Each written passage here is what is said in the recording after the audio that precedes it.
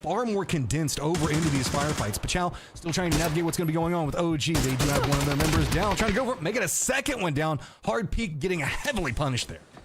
Higuain hitting the shot on the BL, and now Yakuza will have to work with Nateo to try to keep their player on his feet. Nades being prepped. The first one will be thrown, but I don't know if it's going to go far enough. The second nade's going to double down as well, but OG have already pushed up the hill.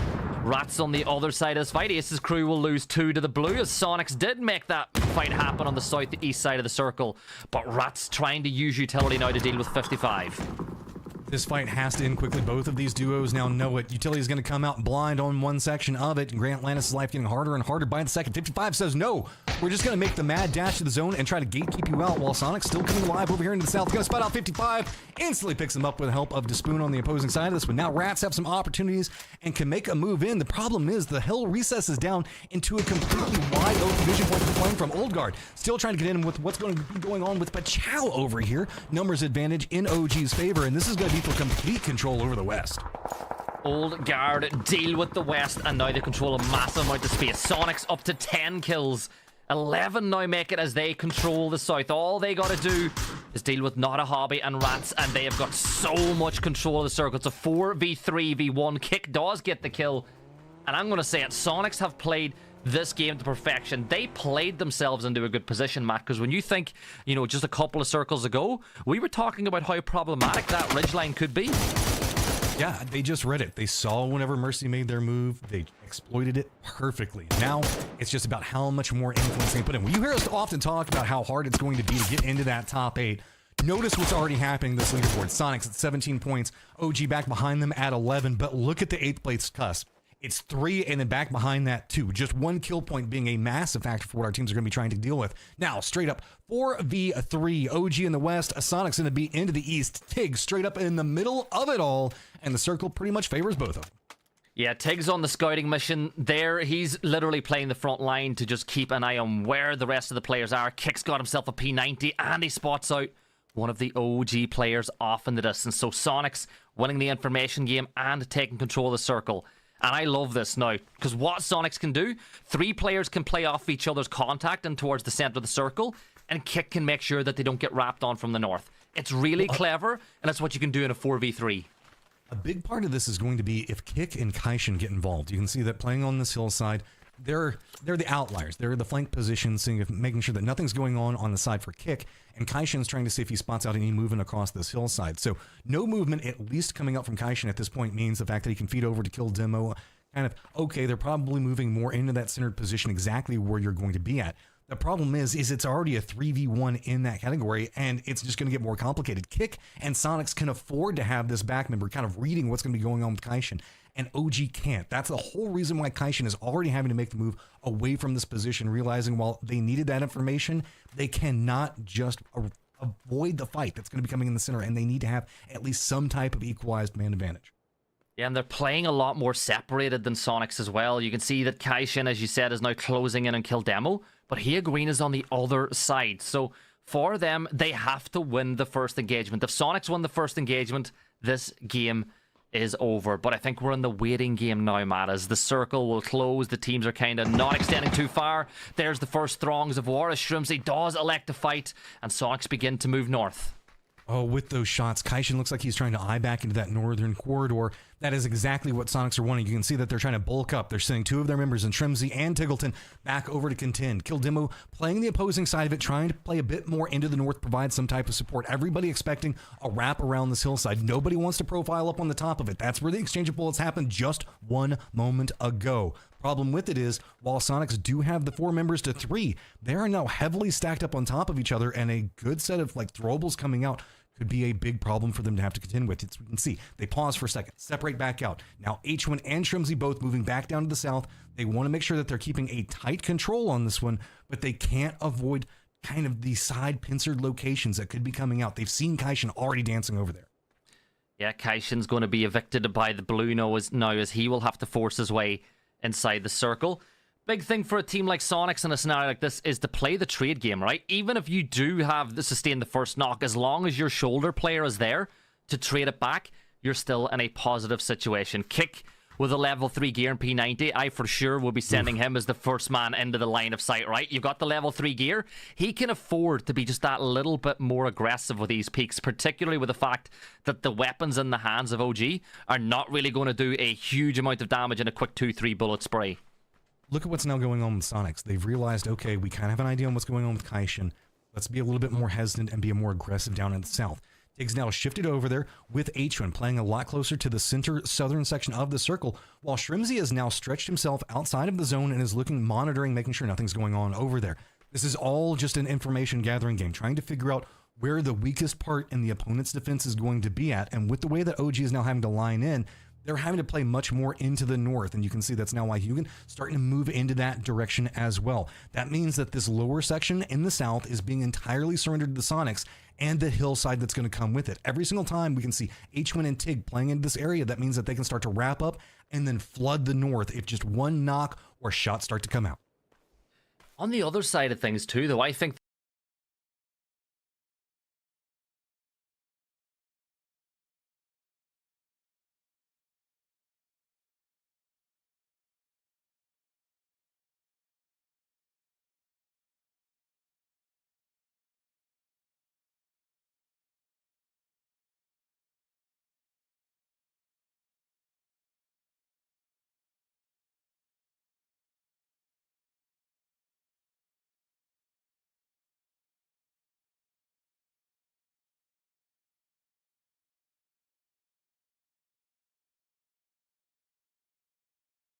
to make the first move.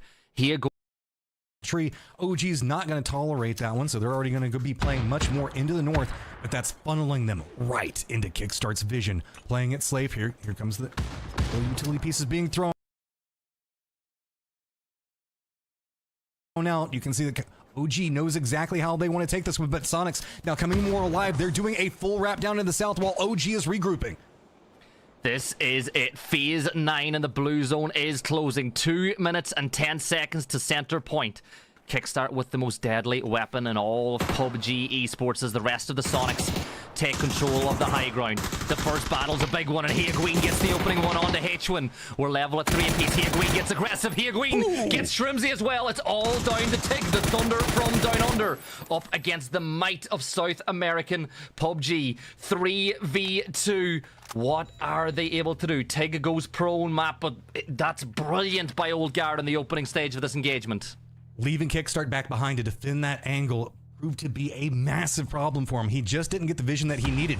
He was their kidded character, and they have to figure out how they're going to make a move with him right now. Kickstart trying to regroup back over there, but keep in mind now numbers advantage in OG's favor. Trying to now get control over the top of it. OG is going to get spotted out, and it's going to be Kickstart just walking in. Tig picking up one as well. So now a 1v2, and Kick got control of the center of the circle. 15 kills for them, looking to make it a 16. Tig, their kick is going to spot out Kaishin, and Tiggleton is there on his hip to get the kill. 26 points for Sonics on play day 1. And where was this, Matt, over the course of the first weekend? The, or 3 group games. Where was this? But that's brilliant from Sonics. I mean, very cleanly played on all accounts. I loved the mind game and the read and us actually just being able to see the interactions going on while they were trying to do some information gathering there. That OG Sonics fight at the end is just, that's why I love this game so much. Oh man, I love it. I absolutely love it. And that's the Sonics that we expected to see. And personally, for Kick, I think it's great to see him have a game like this. He's gotten a lot of mixed reaction from a lot of the fans about the move, but for Kick, I'm delighted to see him come up trumps with that one. But Toffees, what about you? What do you make of that first game? I'll be honest, I wish it hadn't been a military circle. In a last chance qualifier, I want as vanilla as possible game 1 so everybody gets their feet under them. That said, if the wheels are going to come off, you love to see it. And I think that that Sonics, the way that they played this end game here, I wouldn't say it was like old Sonics. It's just Sonics. It's like the way they do things, the way that they're coordinated, the way that they communicate, the back and forth of how they kind of manage that stretch left and right was very, very clean. And even when I think a lot of teams would have tilted a little bit, losing 2 so quickly, they fell back, they regrouped, and they played very, very well. That was absolutely what I expect from them. 16 kills and 26 points. They could probably mail it in for the rest of the day and be totally fine, man. Yeah, they're feeling pretty good off of that one. Just look at the drop in points. I know it's game 1, but I mean, we can see that even our 7th place only holding down 4 points inside that game is going to be massive. I find it interesting that we have 2 different opinions regarding the... I want the circles to be me. I want you to prove to me you deserve to make it into PAS Grand Finals. Screw the vanilla circles. Make it hard. Prove it to me that you're good. I get it. I just want, some of these guys, as I said earlier, have spent the last year, half a year, grinding up to this point, getting through opens. I was just like, we can give them one game to let the butterflies settle and kind of get their feet under them. That said, we want great teams that can win internationals. Like, if you ask me what's the point of regionals, it's to find the international teams that are going to go the distance. And you're right. You gotta be ready to go from the jump. There's no waiting around, right, Gibson? No, there's not. And Sonic show that. I'm going to be honest, this is what I thought was going to happen in the very first map. I felt like they were going to come out, put on a really good game. Didn't think it was going to be that good. Whenever we saw where they were, within phase 2, phase 3, you were like, right, they might get 10 kills, go out and, just about inside the top 8. But no, they showed great knowledge of the terrain. And you spoke about bad circles. We're all agents of chaos deep down, right? Yeah. Casters, we love chaos. Chaos is a ladder. And boy, did Sonic's climb it in map 1. Heck, players love it too when it works in their favor, okay? We're all agents of chaos when it's in our best situation. Now, I do want to talk about that end game because I loved watching the Sonics play that. They were communicating. You could tell they were moving well. They pulled like what I would call like a saltwater taffy maneuver. Have you ever seen those machines at the fair? Like those the spinners that like make the taffy? Yeah, they stretched out to so they had their anchors out at 2 sides. Taffy, not toffee. Taffy. So they had their anchors at 2 sides, and then what would happen is every time that it would move, the 2 players in the middle kept moving back and forth. And whenever they'd move, they would pull that outside in just a little bit more until they tightened up as a 4. Controlled the center, and then they flexed 3 out to the outside and left that anchor. And I just think maybe if Kick had snapped a little faster, it never would have been a question if he had come in from that close. But then they lost 2 and had the wherewithal to fall back, regroup, and execute again from the middle. Like, that was next level brain work that I am used to seeing from them, and am glad that we finally are getting to see here at this event, Matt. Yeah, and just to clarify on some strategy with this one, leaving Tig and Kick on the externals while having the 2 move into the center, they intentionally planned that to be a weaker push. Now, yes, if Kick had come with them, it probably would have been better, but I think that they were worried about where Kaishin was at. So I like the idea of essentially not calling H-Win or Shrimsy a pawn, but sacrifice the pawn so that way you can keep your rook and knight in a good position to try to execute. I really did like that strategy coming up. I've watched enough monster movies to know when there's a Kaishen in play, you hold someone in reserve to come out when they least expect it. And that's exactly what they did. When we come back after this break, we're going to talk more about, do they not have taffy in Ireland? Who knows? Don't go anywhere. We'll find out after this. Welcome to Update 28.2. Join us for our 7th anniversary celebrations, an all-new SMG experience in the arcade, and finally, the recall system update. We've got lots of surprises in store for you to celebrate our 7th birthday. Erangel's school will be transformed into a festive 7th anniversary venue. Plus, keep an eye out for throwable cupcakes and surprise gift boxes scattered across the starting island of each map. We've been hard at work balancing the SMGs to offer a more unique experience and accommodate various gunplay strategies. The arcade is all set for you to try out these changes, so get that early feel and let us know what you think.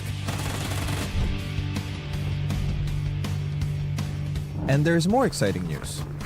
Based on your positive feedback, we're expanding the recall system to include Vikendi and Tego. Check out the patch notes to discover all the details of this update. Lastly, this patch also includes weapon mastery updates, world bug fixes, and performance tweaks. Be sure to dive into the patch notes for all the details. And we'll see you on the battlegrounds.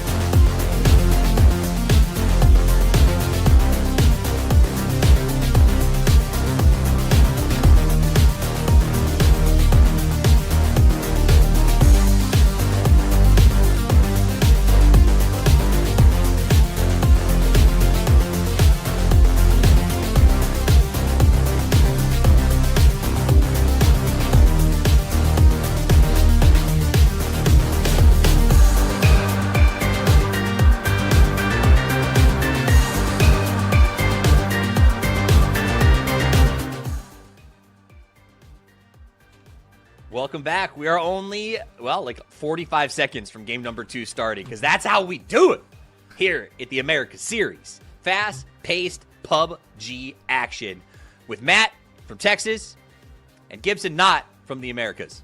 But you know a crap ton about the Americas teams, and I gotta respect the hell out of that. But you don't know about Taffy. Apparently it's not caster talent now too. Right? But how they don't have Taffy in Ireland. I know. What is this? That's why the break took so long. You were explaining to me what Taffy was. That's why you're humor. That's why you're not as funny as we are. You didn't grow up with Laffy Taffy jokes, which like define dad humor. Oh man, I didn't even think of that. No Laffy Taffy jokes. What the? Right. Anyone in Europe will know that penguin bars had the jokes on the back of them. You'd lift up the back of the bar and it would have jokes on it. So I'm guessing it's the same. Was penguin bar soft and chewy, or was it like ice cream? It was chocolate. But it had great jokes like toffees. What did the fish say when it swam into a wall? Don't know. Damn. I see. I always thought of that as more of a beaver joke. I like that. What do you call a fish with no eyes?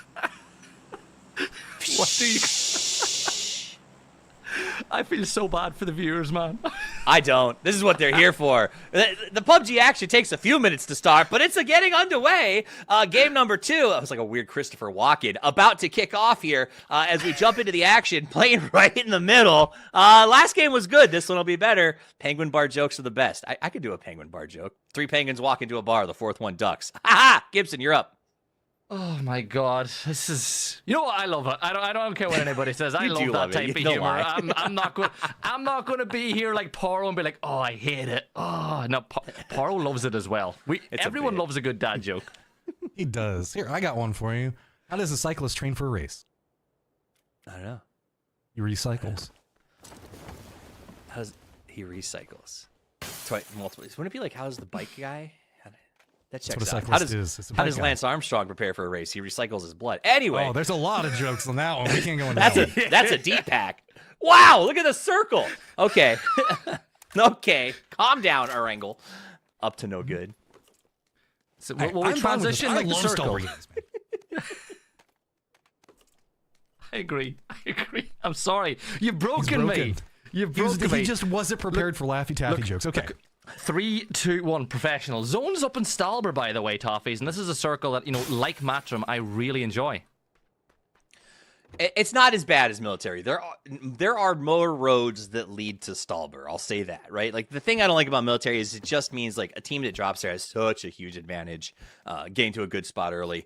Speaking of advantage, I think Mercy's back up at 4, so that's pretty exciting news for them as they've got 4 players back on the field, and military all to themselves, though I guess it doesn't matter as much in this circle. This circle is crazy, and one of the reasons I love Stolber circles is because of the variety of what we can get, right? We can get Stolber itself, which is a very vertical, it almost feels like you're playing like a Mario game. You're having to like jump up the hillside and fight the entirety of the way. Or you can go south into Yasnaya, get yourself a crazy urban ending. There's the fields that are on the outsides of that one with the forest, and I love the endings and heaven and all that other stuff. Then there's to the west, where you can get like crossroads and you can get the warehouses. This is such a peculiar area that you can have so many interesting firefights, and all of them technically can be contained inside of the next circle as well. And it leads to some very strong opinions about how you should IGL. Do you want to go up to the top of Stalber and work your way down? Do you want to go chill in Yasnaya for a second? Do you want to try to go get into No Lean? There are so many different strategies that you can use, but almost every single one of them feels wrong as the circle continues. Yeah, I think it's decision making for me. Like, that's military. It's at the end of the day, it's get to military and try to find a spot, right? When it comes to this, it's like North River, South River, push around the right side, play the high ground, tuck into a couple of the good, you want to call like honeypot sections where like sort of the warehouses are. I do think teams have to sort of be ready to roll with whatever the shift throws at them, more so than on military, where it feels like you're just kind of chasing a couple of spots. So I dig Stalber more. I also like that. To be blunt, if you're a South team or a Western team, like there are plenty of safe rotations to get into this in the late game. You know, you're not as stressed out about those camp spots. There's not a ton of bridges that are going to be loaded up with bad guys. There's less dinner plates waiting for you when you arrive, I guess is the best way to say that. Oh, that was rough with the DP waiting on the island. I also love how the caster showed us someone cycling just after what we started this section of the cast with. But You know what? I think this circle's far enough towards the east that it's not as tough for IGLs to make the decision as well, right? If this was a little bit more to the west, you've got to decide, does this go north of the river, south of the river? But with it being where it is, you have tons of spots that you can rotate into the circle. I actually love the layout of the new Stalber as well. You know, they've obviously changed it up. You've got the observatory towers. Not to mention that the hills are a lot more playable as well, because there's, as Top said, there's more dips that you can hide into. Well, it's also the east side. The east side is so fun because it still maintains that heavy vertical nature. I also want to give shout out to some teams here. We just saw Ace's crew driving up north here. They had one game. They got 8 points. I think they got more points in their first game. They did all of the first day of the last round. So, again, I do think there's something to be said for giving teams a little bit of time in group stages and an LCQ to say, okay, I understand the pace of the game at this level, because it is a very different pace, in my opinion, when you get to group stages versus even like the second or third round of open qualifiers. I think you're right. It's the whole concept too, where you just feel like there's no last chance anymore. So every decision has that little bit more, you know, gravity to it. So you got to be very careful. And there's Small update. I want to point out, yes, we did see a self-knock going on because Sonics and Ace are in a driving firefight that's happening down to the south right now. So you might see that happen on the kill feed a bit, as it looks like they're kind of playing over into the east. So Sonic's not wanting to get out of their vehicles, but I think that Ace had to kind of... they got a little bit too gun heavy there and didn't realize exactly where the shots were going. I think along that, what we were sort of talking about here with the idea of teams getting to this stage, there's something to be said for, and I can say this by some of these rosters by looking at them, of friends and people who play together being like, hey, let's just do opens, right? This is going to be awesome. We're going to have tons of fun. And they go out there and they grind it, and they're like, if we go the distance, that's cool, but if we don't, it is what it is. And then every step that you do well, it sort of becomes more of like, oh God, oh shoot, like are we going to qualify? Like, do we need to, like, do we change what we're doing? Do we keep goofing off? Do we keep taking these fights? And I do think sometimes it takes teams, like, and I would say Ace's crew probably fell into this, a day or a round or two at the higher speeds to go, okay, this is the changes that we need to make. This is real now, if that makes sense. Because I think they were just able to run amok when it came to the early stages of opens. Yeah, I think that you're leading into the fact that a very tried and true thing is the more experience, the more comfort that you start to get. It's your first couple of opens are going to be all nerves and fun, right? You're fly by the seat of your pants. You might not understand the meta or all the other things and how it all interconnects. But the more that you play, the more you start finding your comfort and your skill settings inside that one. And Safely is going to spot out Chow in their rotation. This is going to be just to the east of Shelter itself, along that prison hillside. A couple of shots going to be coming out, but they should be able to continue rotating pretty cleanly. Also, just because it's very apropos, I wanted to point out the fact that Elevate are presently on the top of Star. I gotta. Everybody in chat's giving Seifu a hard time for various this or that's, but at the end of the day, he can't hit any. He didn't even hit the car once as it drove by. So I'm just saying, everybody misses. Hey, look. He's designed for killing people that are on the ground. True. In a firefight, not for cars, right? Let's go. I'm excited to see them back at 4 deep. I think they still walked away with 2 despite a tough shift and coming off of that hill. You know, I think you brought that up in the last game, Gibson, how hard it is to transition off of those towers, especially if you don't get the shift. So this one I think is a lot more in their wheelhouse, despite the fact they're coming so far from military. Yeah, it's the idea of coming down a hill is always a lot more difficult than it would need to be. I know that I had a chat with Flood about this. He spoke particularly about Miramar. He's like, any team that plays up on top of those hills is pretty much trolling the rest of the lobby. But looking at top of the hill, I think Stalber is a very different beast indeed, and I think Elevate will be pretty happy that they've garnered position at that spot, because not only is it the high ground and it's got plenty of cover, but Matt, the amount of information they're going to be able to gather on the rest of the lobby, right, from just scanning the hilltops, looking at what's going on, it's a great spot for scouting too. And that's one of the interesting things about Stalber is it's too big up at the top. You can't control all of it with just one squad super efficiently, right? Just due to like the tapping options now comes through. So you're really having to make commitments in, and that scouting and making sure you're keeping a constant eye on these very wide approach angles is either going to be live or die up on the top of the Stalber hillside. But if you can manage to hold it it makes the rest of the game so much easier. Coming down that hillside, you're going to know exactly where everybody is already entrenched, and you've probably already known who you've weakened, who you might have broken armor off of, because really there's the top of Stolber that's got gear, and then everybody that's going to kind of hunker down across it has nothing. So the attrition war for those guys on the hillside is massive. I always talk about helmets and vests as that tertiary utility, right? It's the sort of stuff that can win or lose a game for you when you get into the very late stages, and the ability for teams in cover to replenish those is massive. Like, I always say, getting in long-range gunfights like this early on is an investment into the late game. You're not going to get any points off the back of it, you're not going to get any kills, but you're destroying that tertiary utility, and it can help you a lot later on. What's going on in the circle? Most people are already coming in. You can hear mortars now starting to come out. That's going to be here or there as we move forward. Everybody kind of waiting to see where that next circle goes. You can see Aces did end up just to the north of Sonics. They kind of separated up. Shao did manage to move in just to the south of them. And the circle is going to lean into Stolber and Kameshki. So we're going to get that very vertical eastern slope in play. Yasnaya as well in all of Stolber itself. Get ready. Everything in the west about to get spicy. Because look at the pathing options.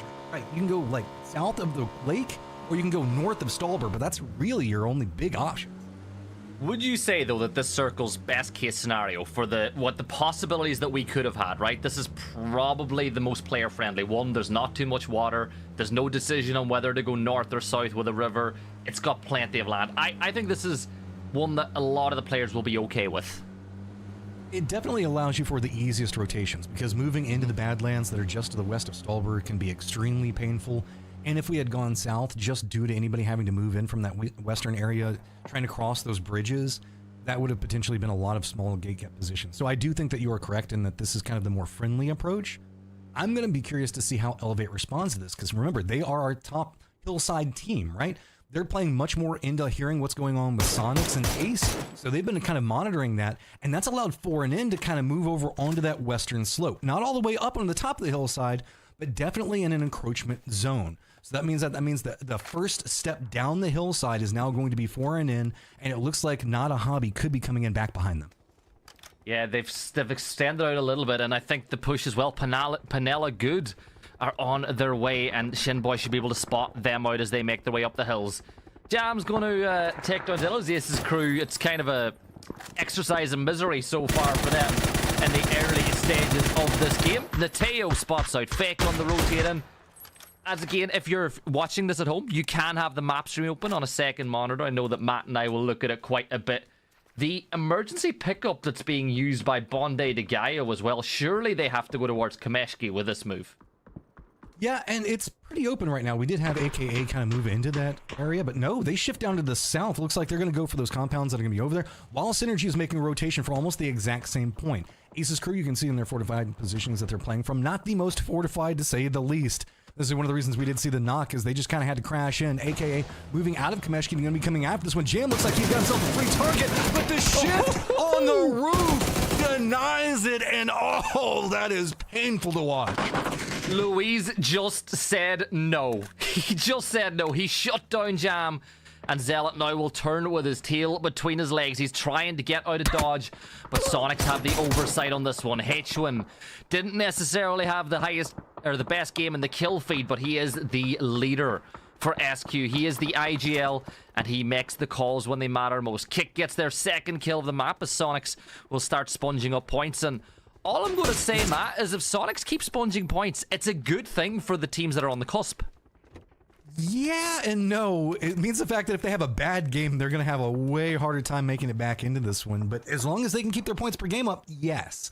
What really worries me, though, is Sonic's firing line corridor that they've got set up. They're playing that eastern slope, the couple of compounds that are just going to be the east of Stolber itself, and they are going to have a ton of vision. Yeah, a lot of those trees block it out. But look at what they're seeing right now. They're firing so far across the map just due to the verticality that this is provided. They're kind of the overlords, and the circle pops into this as well. Really now, the duo to the north has to make sure that they don't allow Aces or AKA into this, but they're going to have so much control over that low ground. Yeah, Zealot has been knocked now too, but I'm with you. I'm looking particularly at Mercy, right? Because you got to feel that Gatos, Chicos, and Future might just move their way. Zealot is going to get picked up as Rafex will find that kill.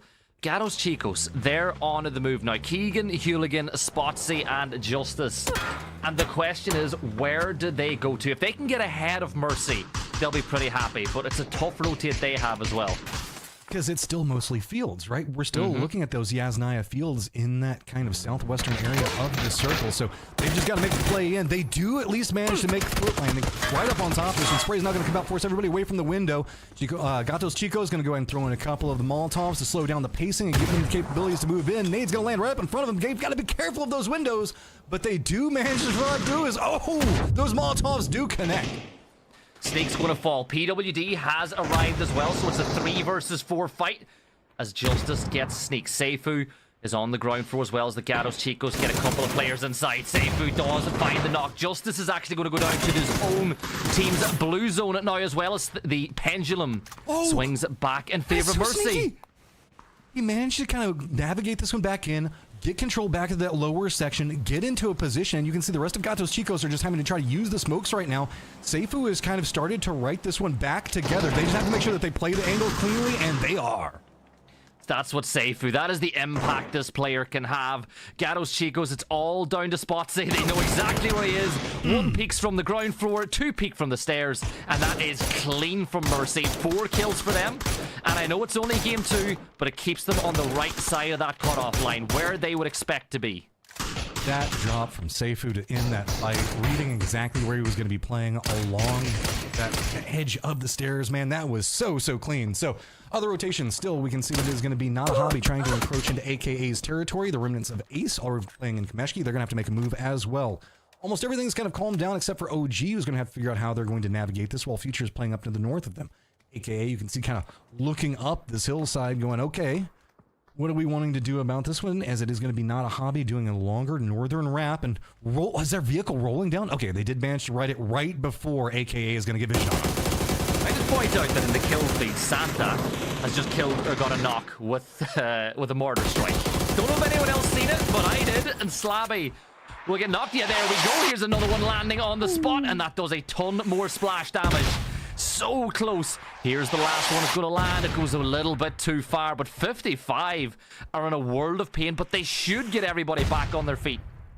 It's scary looking, and New Circle is going to pop, and it's going to move more down into the fields, keeping some of the foothills of Stolber in play.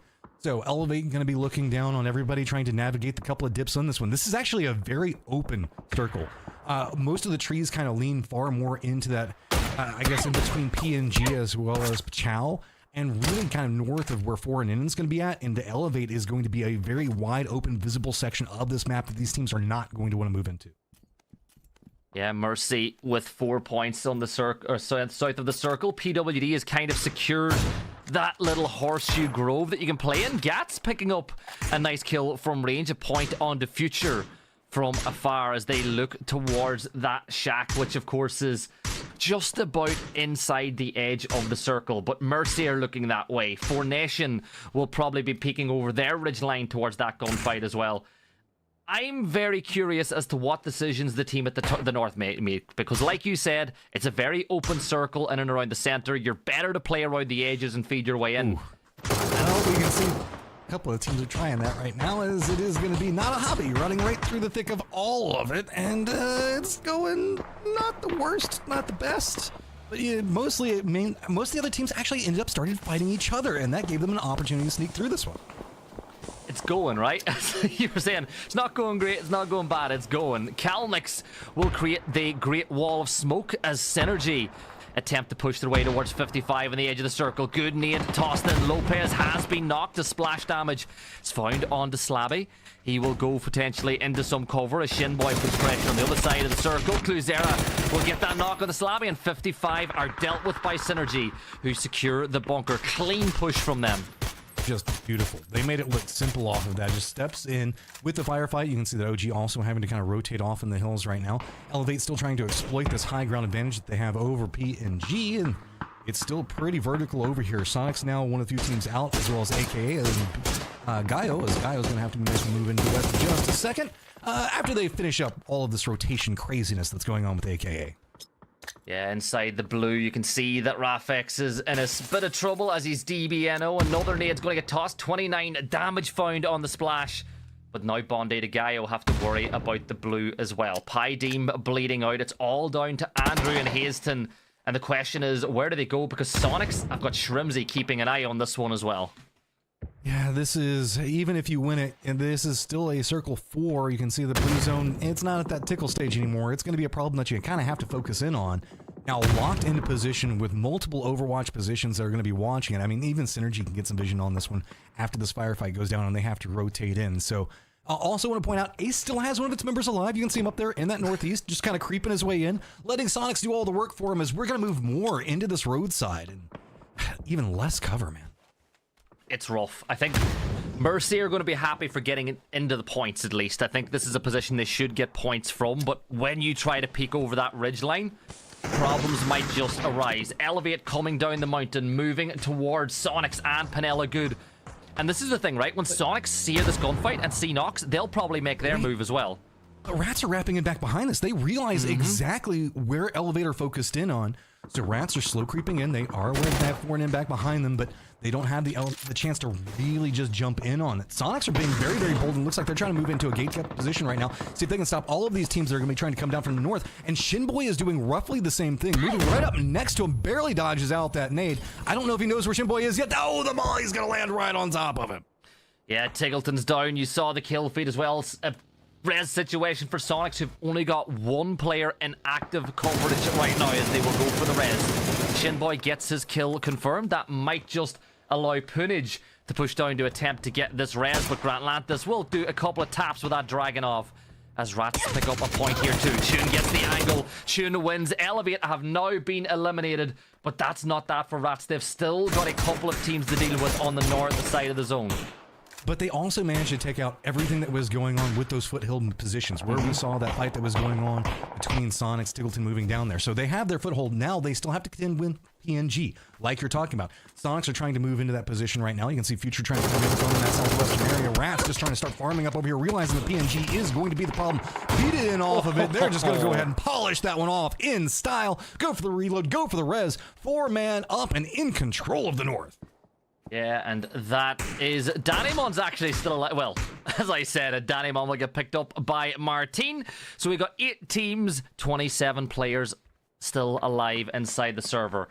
We're about 50 seconds away from that next zone pop, which could be telling for a lot of these teams. But I gotta say it, right? Look at how clean it is. But let's turn our attention to the southwest, because now we've got a couple of teams going head-to-head. Most notably, this is a good chance for Mercy to pick up a ton of kills, already sitting at 5. I saw exactly where FT moved into, and it is just lobbing nades here on perfectly up on top of him. Finishing out, getting another knock. Kara's going to be landing in a second. Another nade's going to finish it out. This is an authority move coming up from Mercy. Keep in mind, they do have Lucid that's playing very far back behind this one. Make sure that nobody creeps in back behind them. So I'm kind of curious to see how much further Mercy wants to push this, as they do have 4 in that are going to be to their northwest. But that hillside's going to be very hard for them to deal with. I wouldn't be surprised if they're just kind of content where they got. I'm not going to lie, I can definitely see the European flair coming out in Mercy having a European IGL. You know, they're doing some moves that you wouldn't normally see, and I think that it's working for them in a lobby like this. The zone shift pops, and this was the problem. This is what I was saying could be an issue for Mercy, but they've already got a ton of points. For Nation making a move up towards Rats, though, as Zyko will lead the charge, chasing his own nade up towards the rock, but he's got to be careful with Gats in the open, and Gats is going to get the knock from range. Beautifully played off of that one. You can see Rats is separated out, trying to see if they needed to control this territory or how they're going to move into it. So for Nation going to lose Zyko. Now, how are we going to see Rats respond? They still have to contend with what's going to be going on with OG. That's how come all their members can't commit in just quite yet. They also know Sonics are playing the hillside just a bit further to the east of that position. Now, for an in, are they going to play this more aggressive? They're going to shift back down to the south. They know that Mercy just made an aggressive move over there, so maybe they can play along that line, coming after something that's a bit more weakened, but it's going to be Seifu that's going to be guarding that angle. He's already got the beat into it. He's taking the shots and a force him back up that hill. He gets the knock onto Spectro. Formation will suffer a loss. Grant steals it away, though, as Rats extend down from the north as well. The battle for the west begins. Lucid will peak as Daniel will get confirmed out. Mercy really putting in a lot of work in this map already. 9 kills for them as they all battle on the west. And, well, Tian for 4Nation caught out in the open. PWD doing a ton of damage. One more shot should do it. There you go. PWD gets the kill, and it's 10 points for Mercy. And that just provided a clean path for Mercy to follow up into. They saw the retreating line coming out from 4 and in. They just step into it, and now that little bit of a precarious position they were in beforehand is completely solved. 4 and in, just you could tell they didn't really want to push into Rats and how they were set up along that hillside. So instead, Rats has now got vision for days, and they're exploiting it. Already up to 9 kills, shooting up this leaderboard right now, presently in second place, and they've got their eyes on the prize, man. Everybody else has to contend with the angles that they've got. Yeah, Sonics are getting themselves some loot weapons as well. Shrimsy with the MG3, but Retune from the Rats will come this way. That's a knock onto Yakuz as Pichao, one of the teams that we highlighted a little bit earlier in the show, are in a tough spot now as they have multiple teams who want their spot. Shrimsy has been taken down, and that's the MG3 and the level 3 gear removed. Sonics 2 players up, 5 kills on the board for them, but still on 34 points after 2 maps, and they might still add a few more. Getting scary for Sonics right now, though, as Synergy is moving into the south. Rats now having to contend with Mercy. That's realized the opportunity that this high ground position is going to provide. Everybody from Rats now having to flank back over into this position. Even Chun can't stay back behind it. Seifu leading the charge for Mercy right now, has an idea on where multiple members are playing along these trees. But the problem with it is no clean angles until Sneak Attack finds one. Gets the knock on to Gats, and now he's going to find Grant Lannis as well. Mercy are on the charge. The Spoon is able to trade that knockback, so it is essentially a 3 versus 2 in the second map, but Seifu will go for the res on the Sneak. The zone shifts violently away from this gunfight, and this plays into Pichao and Synergy's hands, but I think Synergy might just be making their move. As you can see, Cluzera has been downed as they make their push as well. But it's all trees for cover up at the top of this. Sonics are trying to exploit that. They're coming in right back behind this one. And so, yeah, while Rats are trying to recover, Sonics coming on one angle. Seifu just walking right up into the thick of all of it. Just going with the spray. Absolutely unloading. Now, Rats, Chun, last one up, and he is now south of Mercy's position. He tried to flank in. He got separation away from Sonics, but he is so heavily outnumbered. He might be able to kind of play into the Rats' name. Hide out here. They shouldn't be expecting him to play this position, and technically Mercy can defend him. He's got the M249 as well. That thing with an extended mag. One good spray all the way across, holding down Mouse 1, could be the end of Mercy. They need to clear this Rat from this position, but I think they're going to move. This could be the opportunity, maybe, for Chun to do some damage. Lucid scouting out the edge of the circle, but could there be some trouble brewing? They're moving towards Sonics. Here's the vehicles moving up at the top of the hill. They don't want to move too aggressive yet. They know how the firefight went. They've been paying attention to the kill feed. They know who's up there. But they're very nervous also about Pichao going to be back behind them in the compound. Pichao playing a lot more calm right now, just wanting to make sure that they're playing for survival points more than anything. With the sweep coming back in, it looks like Mercy might be realizing, okay, another push could be coming from this angle. That means that Chun is going to be pretty vulnerable. Laying down, playing it, get spotted out. It's going to be Seifu. Of course it's going to be Seifu. Now moving this way up to 14 kills for Mercy. 12 of those kills coming from Seifu and PWD, the Europeans. I gotta say, look, I'm from Ireland. Sometimes I gotta say nice things about European players, right? Everyone knows I'm adopted NA, but it's nice to see the 2 Euros putting up good numbers for their team. And this is what Mercy were doing on day 1 of the, the first round as well. So I expect they'll do a lot more of that. Kickstart spots out PWD, who will dodge, duck, dip, dive, and dodge his way out of trouble. But have you noticed the way that Synergy have played this, right? They lost 2 players pushing Pichao. They have now went for south control instead. Nobody wanting to make their way up the hillside. The sight lines are just going to be so open. Trees, a couple of rocks, that's about all you got, and maybe a bit of a dip that's going to happen kind of close to where we see that crate, but nothing going to be comfortable. Pichao going to be really the X factor, and whenever they have to leave their compound, what they opt into doing. You can see Sonics was kind of eyeing that to see if maybe they had started that step out right now. A couple of easy kills could be found there. Also, Synergy kind of eyeing that same sight line, while Mercy, they're in a good position from now, but I'm a bit nervous. Once they have to move up and they have to move into that tree line for cover, Sonics and Synergy both could have kind of a pincing angle on them. Yeah, I think Sonics, though, you feel like they'll battle with Pichao at some point now as well. Both of these teams almost getting evicted from their position by the circle, and the utility dump will now begin. Kickstart has grabbed the MG3. Kickstart, of course, with 1 kill so far. Pretty good game for him in the last one, but you feel like Pichao are kind of sitting ducks here. Sonics know exactly where they are, and Sonics are trying to make the first move. I mean, Pachao just doesn't even want to move right now. This is just hunkered down, firm defense, staring at doorways, trying to eye what's happening with this one. Sonic's definitely being the intimidator inside of this, but Blue Zone's going to come in. That means a couple of movements are going to have to come out from Pachao. We are now in number 8. This is going to hit hard with Blue Zone. If you're Pachao, do you just surrender it over? Do you try to go for the firefight? Mercy's used this opportunity. They've stepped into the center of the circle. They're looking down into this as well. H-Wing now going to just try to step up, see if he can get the knock. Cannot get it on Pachao, but now it's going to be Mercy, high ground, that is just going to be feasting on all of this. This is Mercy coming in strong. 15 kills for them, dominating the lobby. Synergy, they'll go for the backstab, but Seifu finds Martins. Seifu has been knocked, but it's a 2v2v1. Kalnix considered going for the res, but dips into cover, realizing that Lucid might just go for it as well. He might get a 2-for-1 if that nade lands beautifully. It goes just a little bit too far, but that knock has turned the attention away from the Pachao, and that will allow them to leave the compound. And Mercy just walking with authority into this one, but Kalnix doing a great job of holding it together. Last member up for his squad. Maybe support could be coming with Pachao, and it is. Harassing shots are coming in. PWD has to step into this one, blinded on the side. Synergy going for the spray into it. You're on no health. He's gonna go down. Mercy stacking up the kills, can turn their attention back on Pachao. He had to use the DMR hip fire because they both ran out of ammo. Lucid is about to bleed out, but Sneak might, or Seifu might just be a possibility for PWD if he can rotate far enough around. Pachao held their position to the end, but no, Seifu just gives up his life in trade for information on where the Pachao players are. PWD doing the smart thing here, right, Matt? Smoke off one angle to allow you to focus on one fight at a time. Problem with it is that they can kind of move around that kind of eastern area with that hillside. Is a lot harder to predict where the push is going to be coming from. With this, the smokes, that's where he's trying to line in, trying to force the 1v1 against the more northern section of this one. Smoke's coming down on both sides of it. Blue Zone is coming and tries to go for the blind spray through it. Doesn't quite smart, hoping a little bit of elevation is going to buy him something. He can get some damage up, but cannot get the knock. The movement now getting more aggressive. Second by second, it's Mercy moving in, and really Pachao still just trying to retreat away, getting closer and closer to the Blue Zone wall.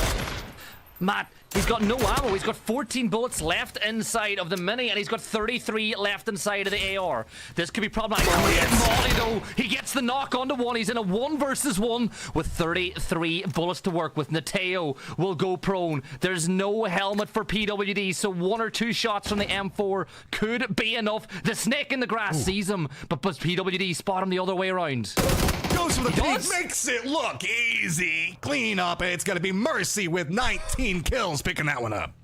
Wow, 29 points in game number 2, and they are back with a bang for the last chance qualifiers. Honestly, seeing these guys going at it is just so fun. They play with so much aggression, and PWD fragged out big time in those final circles. Toffees, big win for Mercy there, right? Woo! Lord have mercy. That was insane. They came out with 19 kills? Did I see that correctly with mine own 2 eyes? That was bananas, okay? Mercy was disqualified recently, and they took that personally. And they showed up here, and they taught us a lesson. It started with Gatos Chicos, who went 4v4. They wiped the team, and from then it was the cat's out of the bag. There was no stopping these guys, and that was incredible. Remember, Mercy didn't have PWD in the first game, and they were having to play more defensive. Now that they've got him, are we looking at this the rest of the way? I hope so. I hope so. Look, it's a fun to watch. They've got tons of fans in chat. They've got tons of great players. They are really, if they can qualify for the grand finals, this is a team that can really upset the balance in NA. I can't get over it. I can't get over 19 kills. I can't get over the fact that I thought Pachao had it there at the end. The way that they had the spread, that it was a 2v1. I was like, oh, I was literally writing in my notes, Pachao wins with 5 kills, but the real winner was Mercy. Let's talk about how they should have gotten, like literally typing out this whole paragraph. And then he does that with a DMR with like 12 rounds and 1 magazine in the AUG. I'm not going to lie. That was probably one of the best end games I've seen in a while, and they deserve the 29 points and the accolade that comes along with it. But beautiful. That's all I got to say. But Chow played that one so passive, though. I mean, we saw that even whenever Sonics were moving down into it. It was one of those, like, it was playing not to lose, right? It was just trying to play for the safety points. And they do get 10 points out of it, so it's not the worst. But you can't help but wonder if they were playing those walls a little bit more aggressive, didn't let Sonics really hold that hillside for as long as they did, and decided to sweep in, how much different that could have gone with just some more information. Do you think though, Matt, that Pichao feel like there's more pressure on them as well because they're orged up, right? And they kind of played that game like they were afraid to make the first move. Yeah. Even that final fight, the last player, he literally hung his teammate out to dry. Or watched a rotation over to the tree instead of pulling the trigger because didn't want to give away his position yet, didn't have faith in his aim yet. There's a lot of little things like that we can look into. And I mean, Pichao is a good squad. I just want to see them believe that they're as good of a squad as they can be. You know, like they're playing too passive for a squad that can unload whenever it's necessary. Yeah, well, they were playing too passive for any squad. I mean, at the end of the day, when your teammate is telling you he's aiming a DMR with a 6x at me, that's when you start to push a flank instead of just laying there and hoping that your teammate comes away with the win, right? Like, they literally gave him a 1v1 and a 1v1 instead of a 2v1, and that's where the wheels came off. But that said, either way, Mercy is kingmakers right now, looking very good, but they're still not in first because Sonics showed up today, Gibson, and they have been fun to watch.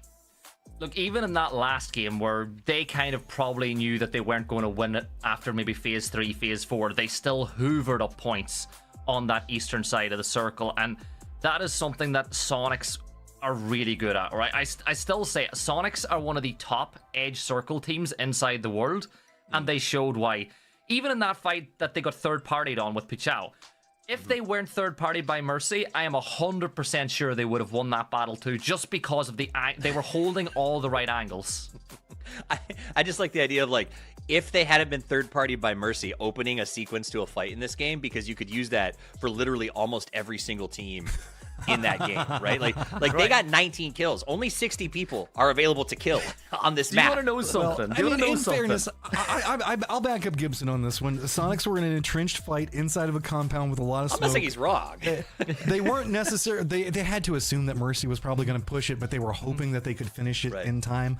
Yeah, that was a game of maybe another second or two, and maybe Sonics could have responded, and we could have seen a much more interesting Or I will say, yeah, we would have seen a more interesting end game because they would have done something. They wouldn't have just laid there on their stomachs. I mean, at the end of the day, I'm not saying Gibson's wrong. I was just saying, like, it was wild how involved with every single thing Mercy was. And I hope now that they've got this run, honestly, Sonics and Mercy up with 26 points in 2 games tells me that things are going to, like, the wheels are about to come off. And 2 teams who are angry, like they came into this weekend angry, are about to go crazy. You guys both said, oh, it's going to be so great for these point sponges at the top. Look at what we're looking at for our top 8 right now. It is so close with just like what, 10 points or something like that. That's terrifying. They're like, can I get an average of 2 points per game, please? Please. Well, we're going to find out if anybody else can get points on the board, because when we come back, we're going to go over to our next map. It's only 3 minutes away, so don't go anywhere.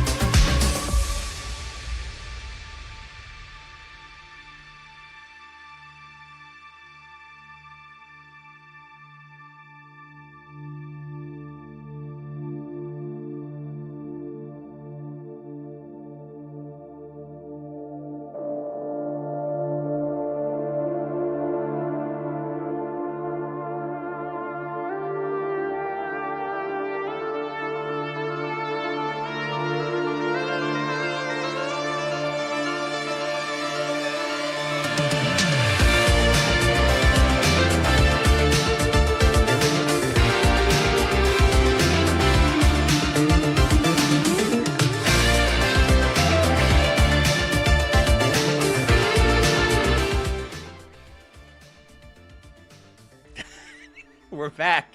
God, he got me. Producer got me at the last second. Threw out a good let's go out of nowhere. And we should, because it's time for the third game. We're only playing 12. Rubber's got to meet the road. It's time to kick the tires and light the fires. It's time to do other things that say go now and don't wait for later, because this is the moment when you got to push. Because I can tell you tomorrow, teams on the bottom are going to start doing some crazy, and it's not something that you want to be a part of. So get your points while you can. And I got two guys who love to make points. It's Matchroom. It's Gibson. It's time for Game 3. Boys, we're headed to the temperate peninsula of Tago, a place that has been a big ball of chaos and also some very confusing circles. And I got to be honest, I've enjoyed it, Matchroom. Look at how our circles have already been on Erangel. You went professorial on me. Oh, we're going to Tago now? Yeah. We can get some really mean circles in Tago, which means that we're just going to get like a center southeast circle or something like that. But I'm hoping that we get some more fun, because I think that we're getting a really good chance to see teams like showcase why they deserve it. Mercy made a statement in that last game. Sonics made a statement in the game before that. I want these guys to prove going into the next stage, we deserve to be here, and some of these squads should be afraid of us. Ain't that the truth? They really did make a statement, though, Gibson. Like, Matt called it a statement, and I think that is the truest thing that I've heard today, in the sense of, like, you've heard of statement pieces, right? Or, like, statement performances, going out and proving the haters wrong. This was, like, a statement game from start to finish, and the momentum it's going to give them, like, I wouldn't want to be in the house with these guys. Like, you could be upstairs, and, like, the Seifu's ego would probably be pushing through the floor as you're trying to watch TV, and like, what's happening down there? Oh, he's gone into Super Saiyan, or however you say it. Like, they are unstoppable right now. Oh, that hurt me so bad.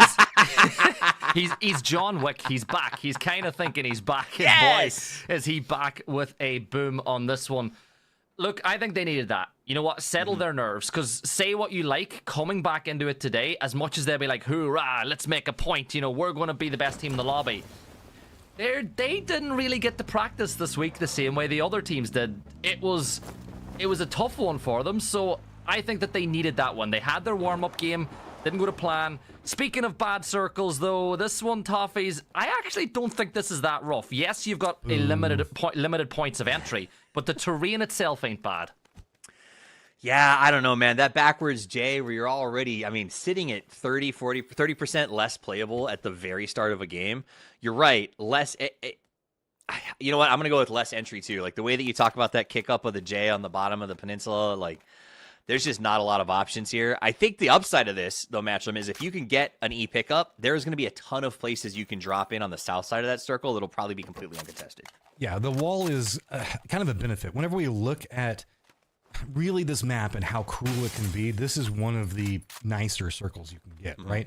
You can pretty much, if you want to rotate in from the north, you can go on the eastern side of Kangnuan and just kind of like hit that hill, come down off of that. You know that there's not going to be anybody over to your east. Rotate for, several kilometers pretty much down that, and have some pretty open terrain unless somebody's already bunkered up against it. It gives you that my back's up against the wall, nobody can flank me kind of protection that not very many other sections of this map will provide. Specifically, I think that more often than not, people talk about how open you feel and how vulnerable you feel. This is probably one of the safer sections that you can play from. That's true. I still don't know what a kilometer is, but I think that the point is there's lots of space to travel. It's 1,000 meters, right? I'm sure that helps clarify things even more. Yeah, because I know, because I'm super familiar with meters, okay? Yeah. It's Last time I tried to meter someone, I downloaded Tinder, and it was a disaster. It's the boxes. It's the squares on the map. That's all you need to know. Look, as a resident European, I'm very well versed in my kilometers. We use them in Ireland. Okay, that's it, Toffees. From here on out, we're only doing American terminology. Like, whenever somebody's really excited, they're gonna be taking rights on red. We're just gonna go all the way down the taffy rabbit hole from this one now. Am I getting unadopted? No, are they sending me back to the home? They're like, you know what? We tried them out. We had them for a few maps. Take them back, Europe. Take them back. You kept talking about sugar taxes and stuff. I don't know, man. You'd be so bored there. Only here can the three of us goof off at the start of the game and enjoy PUBG in all of its glory. And this is why I love PUBG, okay? There is no game that I like talking about with my friends, watching it, like the strategy building, the difficulty of the circles, the fact that all 16 teams can ruin things for any of the other teams at any given time. I love PUBG. I love PUBG because it makes you hate it so often, and that's the mark of a good game. You know what the butterfly effect is? Yeah. You know the butterfly effect? PUBG, as an esport, is founded upon the butterfly effect. One team getting into a fight earlier than they should, one team rotating 10 seconds later than what they plan on, can ruin the game for so many teams inside the lobby. I just love the fact that every decision a player makes impacts the game. Even Yakuza there, picking up that barrel, that could impact the rest of the game. I'm going. You know what? We're marking that down. We're gonna see. Yakuza if he gets a kill, if he gets a kill with that now, I'm gonna look so good. And if he doesn't, it's like, what is this guy on about? If he doesn't, the spectator just missed it. It's fine. Don't worry about it. You're 100% right. Missed what? Change course of game. Exactly. So, yeah, everything's going to be perfectly fine. Most of our teams already making wraps in. Our kind of more Western teams that did the coastline drops, there are slower rotators in. This is a section of the map that I think in Americas we don't get to see a ton. A lot of our circles tend to lean a lot more north. So I'm curious to see, this is going to be a lot more of how much homework you've done. Do you have an idea on how these teams are going to be navigating what somebody considers to be like a prime real estate position to play from? Sonics, they're just kind of bullying their way into this one. You can see forcing 55 kind of away further down into that future sightline. And yes, future sightline and the team future sightline. See what you did there. They've got 10 points. This is a big day for them. I'm very excited. Arson, not a hobby. Okay. Earlier today we talked a little about not a hobby. Gibson, are you happy with what they're doing right now? I mean, this is nice, I guess. They get a point on the board. They will lose Zolmox, though. They're down 2-3. But hey, for not a hobby, being here is the prize. They might tell you otherwise, but getting here is good for them. They got a point on the board. I just want them to play with the aggression that they played with through the open qualifiers, because that's why they got here. I love that you said that. So I've been to a couple of events, and I sometimes get a chance to talk to players. And the amount of players who, like, when I'm like, what is considered a success for you guys? Like, what are you looking for out of this event? They always tell me in the interview, they're like, oh, we only are happy with first. And then the camera will turn off, and they'll lean over and be like, actually, we're pretty stoked to be here, and we think like top 7 would be amazing. But like, I can't say that, right? Like, they'll eat me alive out there. I want that realism. Be like, bro, look, there's some good squads here. We're like top 6, man. We made it. 100%. But 100% I've had that where they're like, the money's really good at 7. Like, I think we could do this. This is very exciting. Tig plays the game, and I work in retail from 9 to 5. So it's like, you know, it's just not the same. Zealot gets in a gunfight. He'll take down Dango. As 4 Nation will lose 1. That's a point on the board for Ace's crew. We spoke about them quite a bit in the pre-show about the fact that they are very hit and miss. They started off today okay. They're sitting in 7th place. They have 2 kills on the board already. But I just feel that they're still not anywhere near where they want to be. Dude, a 5 points per game average in this lobby on these first 2 games, I would be happy with. I would want way more, but with whenever you're seeing like 2 30-plus point games for 2 different squads, you're like, we're still in it, man. We're still in it. We're like in touching range of making it into the top 4 just off of a squad wipe, right? I think, though, that we had this conversation earlier. If you have 2 teams picking up a lot of points at the top, it means the cutoff is lower, right? So arguably, even though it's going to harm you that you're not getting the points, it does mean that it will not take as many. Like, I'm not going to lie, Matt, from what the cutoff was in the 70s over the group stages. That's one of the highest cutoffs we've had in a long, long time. And I don't think the cutoff for this top 8 is going to be anywhere near as high. Yeah, especially with the way that we're looking at it. I mean, even Rats and OG have had some pretty solid back-to-back performances. Not as stellar, but I mean, Rats did have themselves a very nice run in the last game. So far, I did want to give everybody a heads up. This is a lot calmer of a game whenever we're looking at everything. I mean, most of our teams should be able to find some type of territory around the Ohyang location, maybe down into Studio as AKA is playing from. Hillsides are going to be pretty comfortable to work with. If I was playing in this lobby right now, the only thing I would be very terrified of is a very northern shift into the circle. If it goes back up into those fields and like the rice paddy locations, it could be so hard. It's one of the weird parts of the circle where we see end games happen sometimes, and you just know teams aren't necessarily comfortable with that section of the map yet. You know, you look at Erangel, every single player knows every single blade of grass. But here, there's still some areas that are not treaded upon as often as others. We're about a minute away from that next shift, though, and this is where you kind of think, Matt, Phase 1, you can't win or lose the game in Phase 1, but you can certainly give yourself a good chance. And you can definitely lose in Phase 1. I do it all the time. Yeah, but these are pro players, right? These guys, those who play, those who can't coach, and those who can't coach cast. That's the way it goes. Woo, you're not wrong. You're not wrong. That was a self-targeter, right? That was I know. Friendly fire. I know. All right, let's looking through this one. Things to note out. Not a Hobby is looking at PNG, but going to be wrapping down to the south of them is going to be Elevate, who's going to be regrouping at Studio. Chow's going to be coming in back behind Not a Hobby that they might kind of wrap in. Keep an eye on what's going to be going on. A couple of seconds until this circle is going to pop, and you can see everybody's pretty comfortable. No, I don't think I saw any emergency pickups come out yet. I haven't seen anything else along those lines. It's more just directed vehicle rotations to get comfy, and this circle is just going to go play back into that western hillside around Ouyang, and I think that this is a really cool section of the map. Yeah, I think it is. You and Paro both get so excited by emergency pickups. I love it. It's like, yes, emergency pickups. Elevate, they've got to pick up some points if they want to do a lot better over the course of this weekend. They're currently sitting inside of 10th place on 5 points. Ace's crew playing some rotation roulette, and Danimon hops into the back seat. You know what? Jumping into the back seat probably just kept him alive there. Hey, you know, the last time they tried to do one of these running firefights, it was against Sonics. They lost a member inside of it. Didn't necessarily go the best, but I like the fact that they're at least coming back out, being like, okay, let's try it again. Let's see if we can make it work this time around. 4 and in, not in the strongest position either, so you can see trying to focus back in. They do have some cover pieces that they can work with, most notably.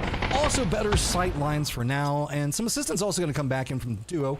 So they are going to get another knock, and Ace now getting closer and closer to that Phase 2. Not Phase 1, see? You said pro players can last through Phase 1. It's that Phase 2 being all pesky that they got to worry about. Exactly. Spectro being pesky towards Jam, as Jam will get taken down, leaving it all down to Finna and Zealot. Finna, a player who's been in the scene for a while, right? You think back to the impact that he had at Dodge, a player that I think some people might have thought was going to make the next step, but I still think that he's got a lot to give, but 4Nation are looking to take him down. Let's see if Finn on the angle. Yeah, there you go. He catches out Spectro, who, I'm going to say Spectro got a little bit too eager to get that flush, and he's just paid for it. Gonna go for a flank position off of it. Zealot gonna get some shots back behind him. Very weakened. He's gonna go down, so look at that. Ace ends up picking the victory off of what was a very precarious start to the firefight.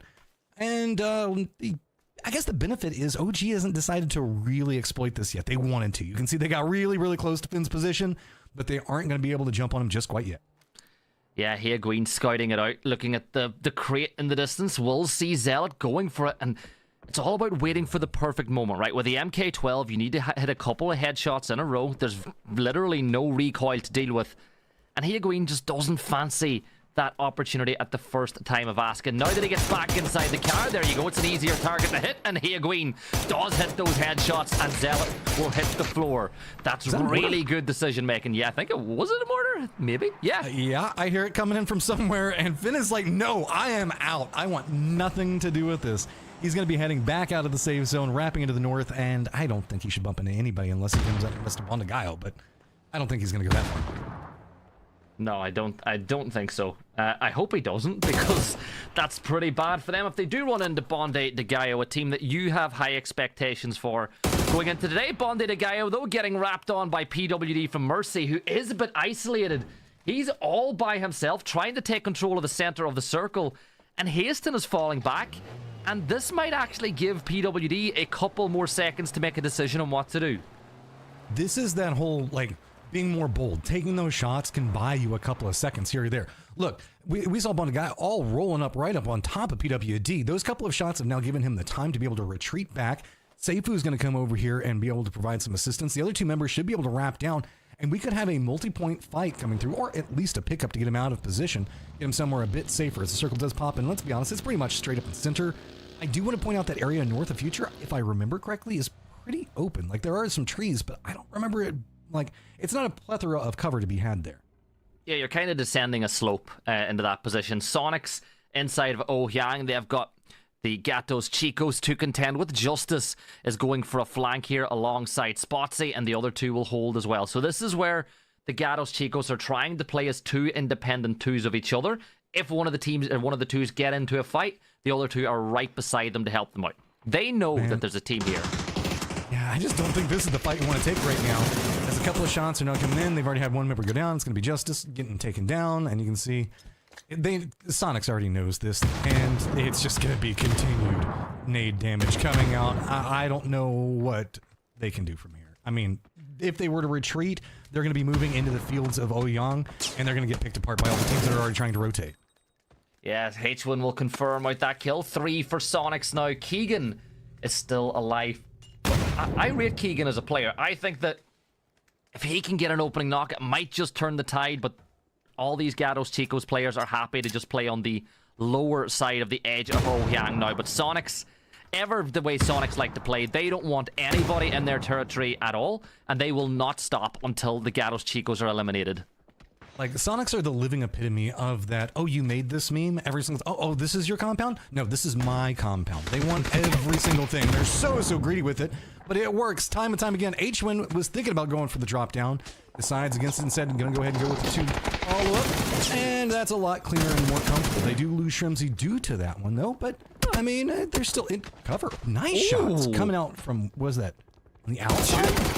Yeah, Tuner way down to the south with the Rats. The Gatos Chicos are eliminated, but Tiggleton will have to get rezzed, and I wouldn't be surprised if the Rats turn up the aggression just a little bit on the south. PWD with Bonde de Gallo not too far away as they finally make their rotate, and they'll send it a little bit closer to the center of the circle. But Mercy, man, I love this little race that we seem to have going on between Sonics and Mercy. They're farming kills.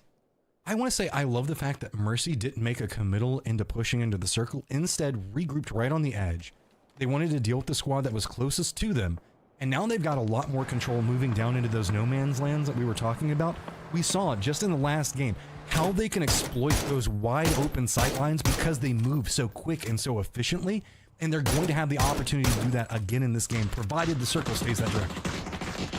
Yeah, and that circle shift is now just about 8 seconds away. Future in a pretty good spot. It's hard to imagine a scenario where they lose with this one. Bonde de Gallo, they've got an old guard rotate.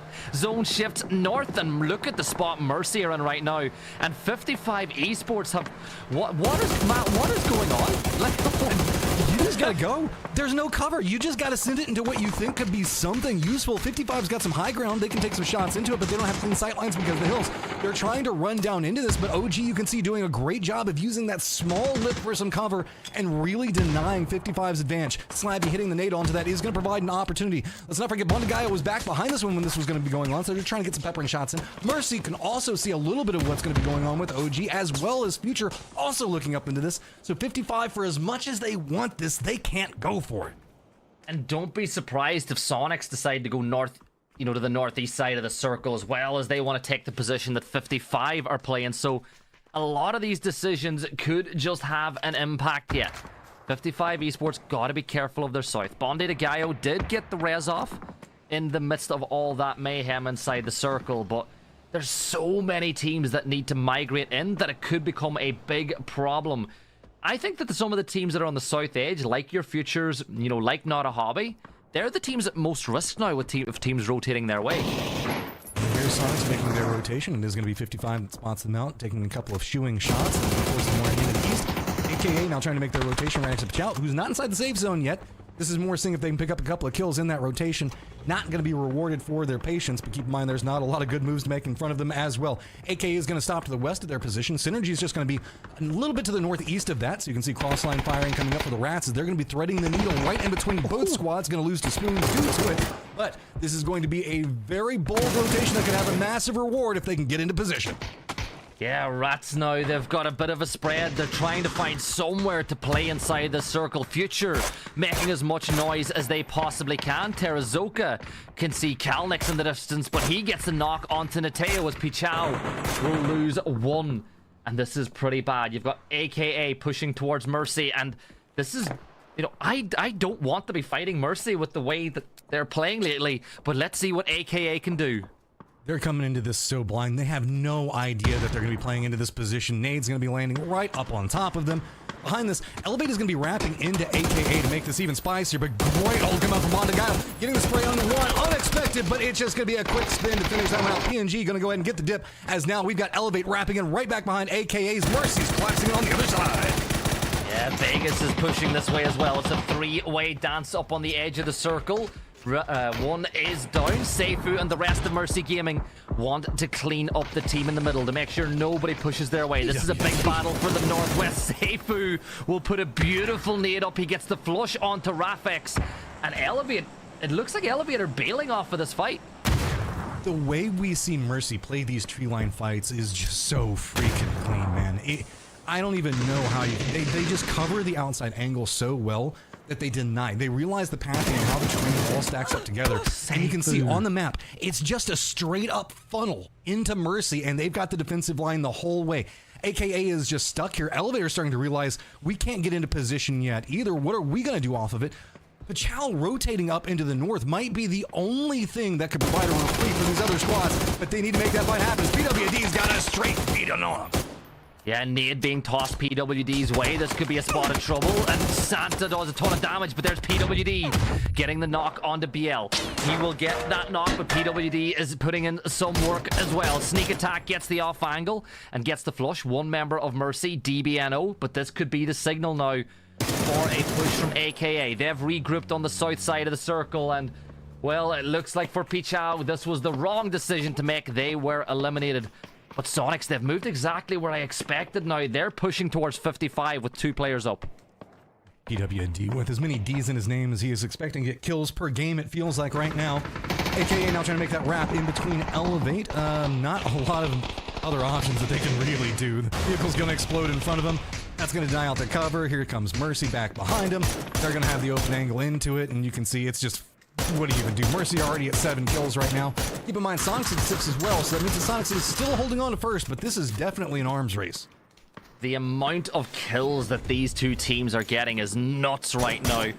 That'll be Sonics down to 1 player left up. Kickstart spots out Gats over by the crate, and, well, a combination of Future and Sonics deal with the rats. 8 teams left alive. We're inside the placement points now, so every kill matters from this point on. Old Guard, 4 kills for them. 1 kill spread evenly amongst every single team member, but Kildemo will get flushed out. Teamwork makes the dream work as they were trying to balance it out. Now let's see if Kickstart can kind of navigate into this one. OG does have the position of gatekeeping out 55, but Kickstart is going to be wrapping in very close back behind them. See if he decides to get too frisky with this. He can play that lower lip just south of his position. Meanwhile, Mercy's just going to go ahead and get that harassment in on 55, so that way they're not going to encroach into their territory. Nobody playing in the center of the circle, because you can pretty much see why. This is kind of over the northern part of the center. There's just not a lot of cover to be had. Future having one of the few compounds as 55 is going to get eliminated. New target for Mercy, going to be OG. The lobby has Mercy, but they're not showing any to any of these teams. Not a Hobby will get eliminated as Future, Sam Crow, managing to pick up that kill. They're sitting in 5th place now with 16 points. We've got 2 solos. Ace's crew still with 1 up. You've got 1 up for Sonics as well. The zone shift, well, as it stands, Future are the only team with any footing inside the circle whatsoever, and I think that you willed this into existence, Matt. I genuinely think that this circle is your fault after what you said in Phase 1. Hey, I mean, you just got to play the conditions. See, that's the way I look at it. If I see where the circle's going and I'm like, this is the worst spot on the map, so let's get one of the better areas right next to the worst spot on the map. It pays off more than you think. Elevate, you can see suffering from there's no cover to be had. We're looking at the circle right now, guys. This is somebody on one side of the circle shooting at the other. And now you understand why these 16 players, nobody wants to go into the zone except for Elevate.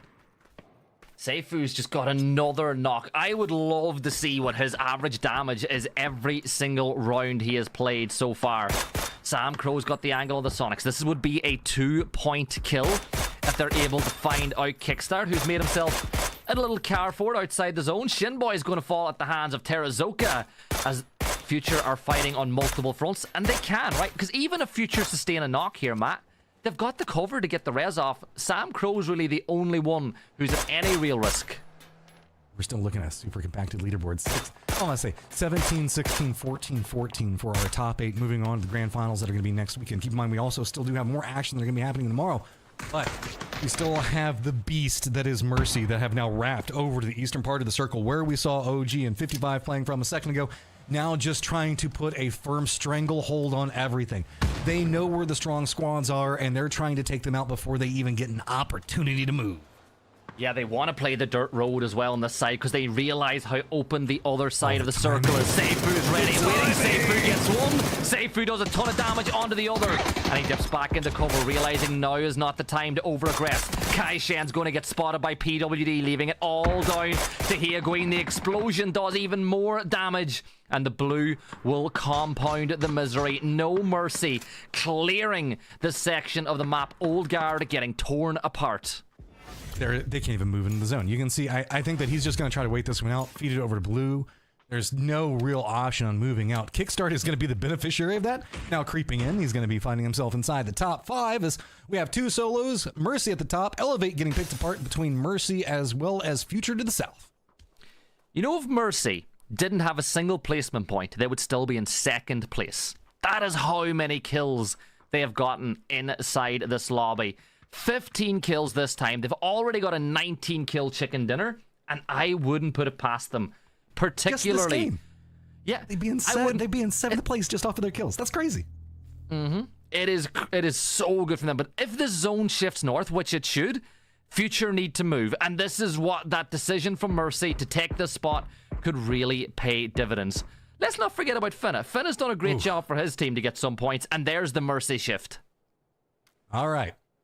Everybody, work together, and maybe you can get some damage on to Mercy and what's going to be happening, because elsewise, I mean, FT does have those crates that they can play. That is in cover, but let's put that in some really big quotations, right? That's not going to be near as good. The only real benefit that the rest of the circle has is this lower section that Mercy's playing. They don't have the best vision out until they kind of step up to peak. So that's why you can see Future and a couple of these other squads kind of using this opportunity to see if maybe they can get in position. But actually, Mercy's going to send PWD down to the south.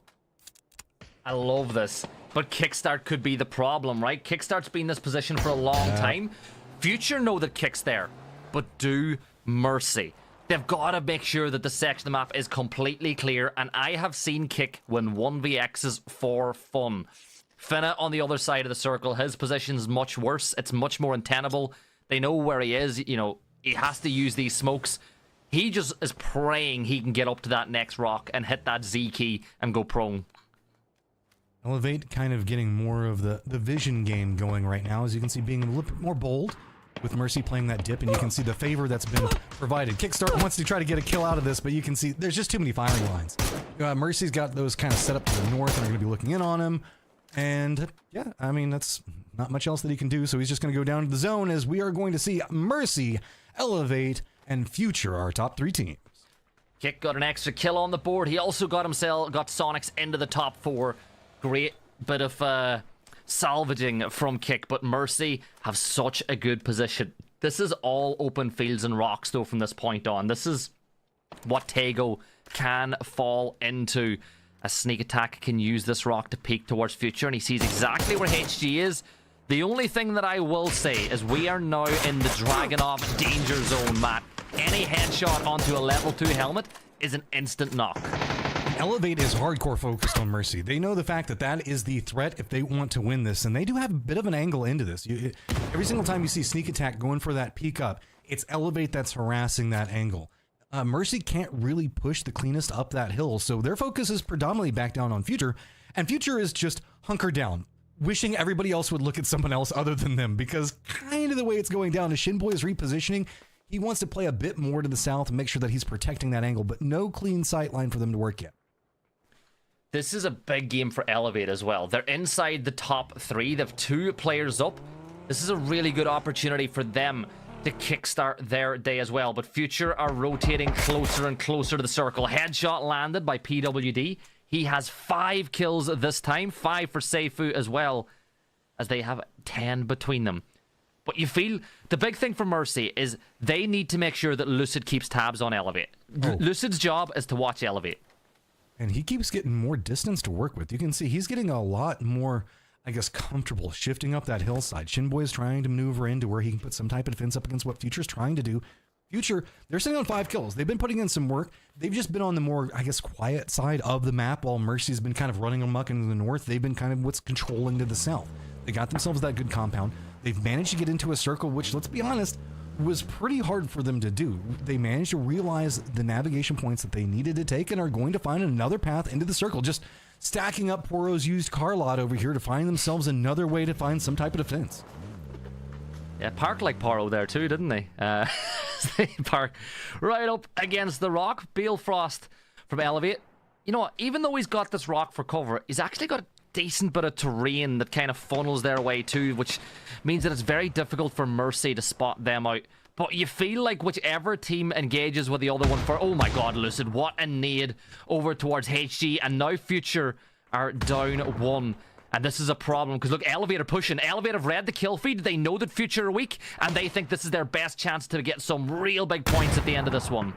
They know they're hardcore outnumbered. If they want to get any more points, they need to go for a kill. Maybe wipe out the other squad, pick something up. Shinboy getting a lot more crazy with these shots. Blue Zone going to be right up on top of them. That's going to hit real hard. That's going to force them back into the Mercy sight line. Mercy now moving up the hill, realizing that that sight line has been surrendered, trying to navigate. Look at how fast Lucid is moving up into the north. PWD just getting complete and utter control of the south. It's 2 squads just lying back up against the Blue Zone. Nowhere to go, and Mercy just in control of it all. 3v3v2. Elevate pushing closer and closer towards the center of the circle, but it's all locked in by Mercy Gaming now. You can see Lucid's jump scouting. He cannot see the 2 Elevate players as the bushes are hiding them. Balefrost spots out sneak attack, but misses the shots with the 4x. Future need to move now as well. Future look like they might just be wrapping up towards Elevate as Bale will drop down to 20 HP, and there's a big nade from Frogman. That shield was so vital to protect him from Future, and once it goes down, you can see throwables just unloaded on the angle. Now it's going to be a 3v3 lineup. Mercy, 16 kills, eyes on another 19 kill game. PWD gonna drop it right on top of Frogman. Still slow pace, control, and authority. Mercy knows that they don't need to play this one crazy. They've got everything under control, and they are the manipulators, forcing every bit of movement on Future side. Look at PWD holding it down, just continuing to rain down havoc. Terrazoka, the last player standing. No cover, no chance, no health. Winner, winner, chicken dinner. Back-to-back 19 kill wins from Mercy Gaming. Wow, wow, wow. 58 points in the last 2 maps. Incredible. Dude, Mercy had such a great day 1 whenever they were playing through the qualifiers. We saw them pick up 65. That pales in comparison to what we're seeing Toffees, and just the amount of damage and hellfire that they are unleashing on this lobby. I was so excited for the last game when they got 19, but then like I just all of a sudden started to expect it. Like this game was exciting to watch, but I was like, oh, I'm gonna win this one. I mean, Mercy was wild to the point where like there were 6 teams left, and Mercy's the only one not limping in to the final circle. But not only they're not limping in, Gibson, they're doing it with 12 kills under their belt. Well, they're sprinting. You said that you wanted to see maybe a normal person in a 100-meter sprint, just to put it into perspective how good they are. Future. This is what. Wow! Did you really do that to them? Wow! But Mercy are like that. Actually, I have some insider knowledge, right? Sonics. Shrimsy actually messaged the owner of Mercy after the first play day and was like, hey, could you tell your guys to like chill and let us play a little bit? Because it was them ruining Sonics' day. And this is the thing, I'm going to say it. Mercy's first day is probably one of the reasons why Sonics are in this lobby in the first place. That's fair. That's fair. Also, like, can you imagine the gas of, like, your owner calling you and being like, hey, Shrimsy messaged me and said you guys need to calm down. I'd be like, yeah, baby, let's go. We'll get juiced, man. All right, let's take a look at the numbers. 29 points. This is not the overall leaderboard, y'all. This is the Game 4 leaderboard. 29 points for Mercy Gaming. Future, I gave them a hard time. They didn't come away with 13. A lot of that was they did get a couple of good shifts, and they got to center very early, though I take that not away. I will never judge someone for getting a good spot and waiting it out. I do think when they got to that final gunfight, it felt a little overclassed. But again, it's a tough lobby when you're getting pinched between Mercy and Elevate. Sonics comes out with 12, Elevate at 7, Ace's crew putting up another good run. The teams that we expected to show up seem to be showing up today, Matt. I mean, yeah, how do you call yourself Mercy Gaming and play like this? This is cruel gaming right now. You were talking about the fact that as we moved into like the top 6, they were the ones. The only reason everybody was limping in was because of the damage that Mercy was putting out. Now, this is a big game for Future. Future, Elevate, Ace's crew, Old Guard, all managing to pick up 7 points. We were talking about just having like a 5 points per game average and how massive that will be at the end of this with the amount of points that we see Mercy and Sonics picking up. I think that's just pretty much turned into Mercy picking up, right? Right? But that's why it's so funny, right? Because of Mercy and Sonics, you look at this leaderboard, a team who has a 7-point game, Gibson, is like, great pickup. Like, you guys are killing it. You're almost to the cutoff. Like, oh, you guys are great. But at the end of the day, it's because those top 2 teams are too good. We got so much distance from 9th place just off of those 3 points, guys. Feels so good.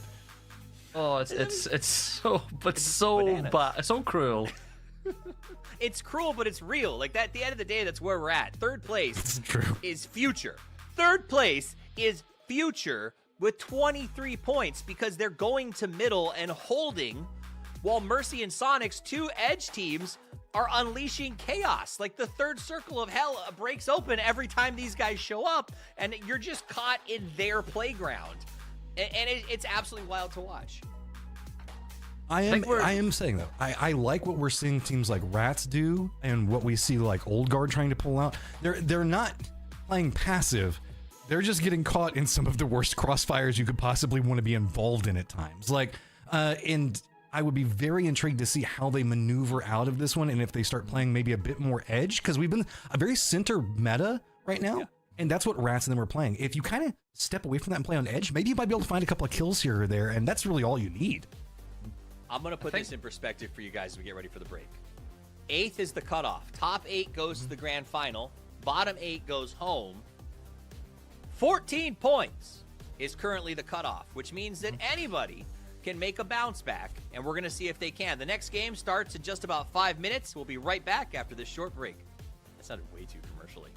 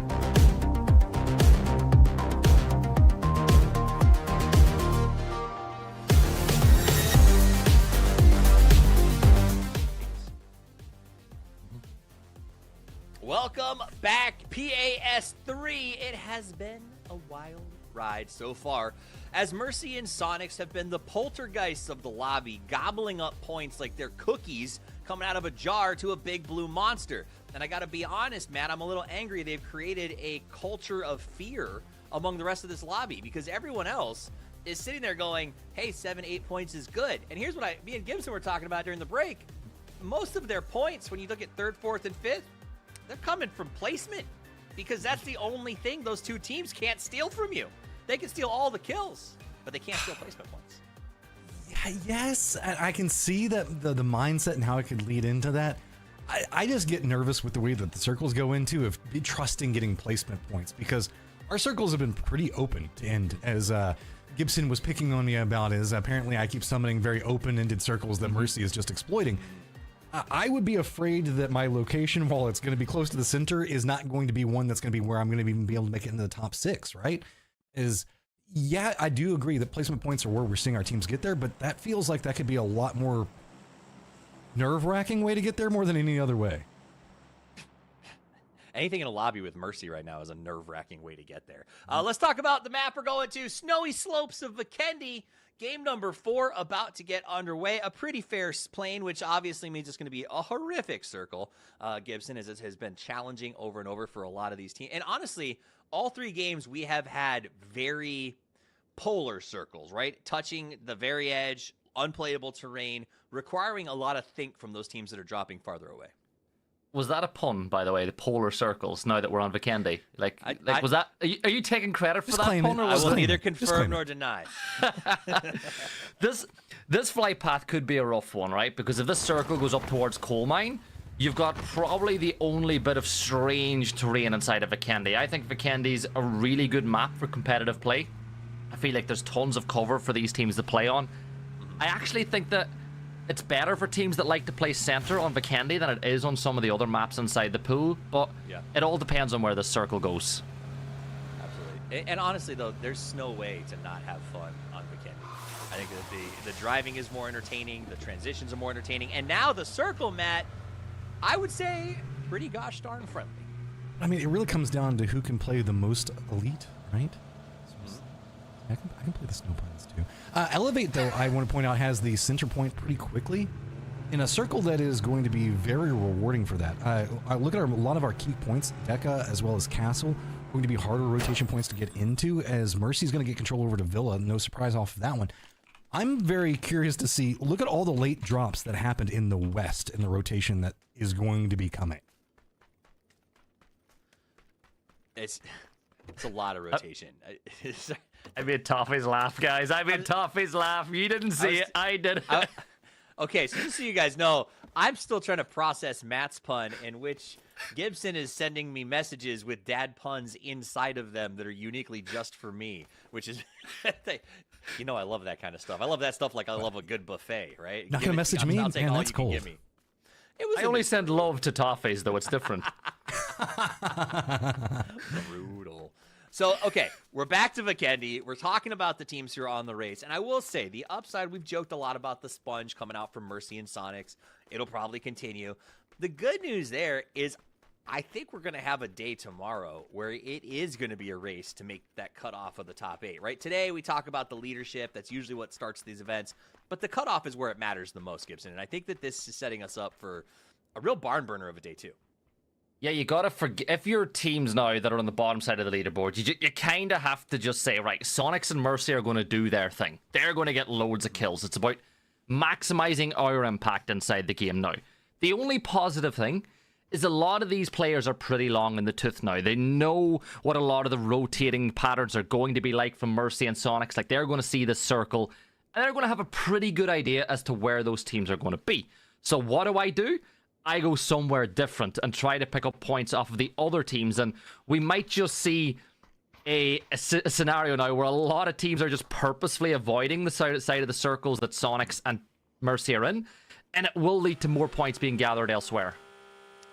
And more chaos, Matt, because to me that also says, like, if teams start to adjust what they normally do to avoid another team's normal actions, that shifts everybody over, right? Like, you're expecting things because you scrim with these people, you know how they rotate, you've done the paperwork.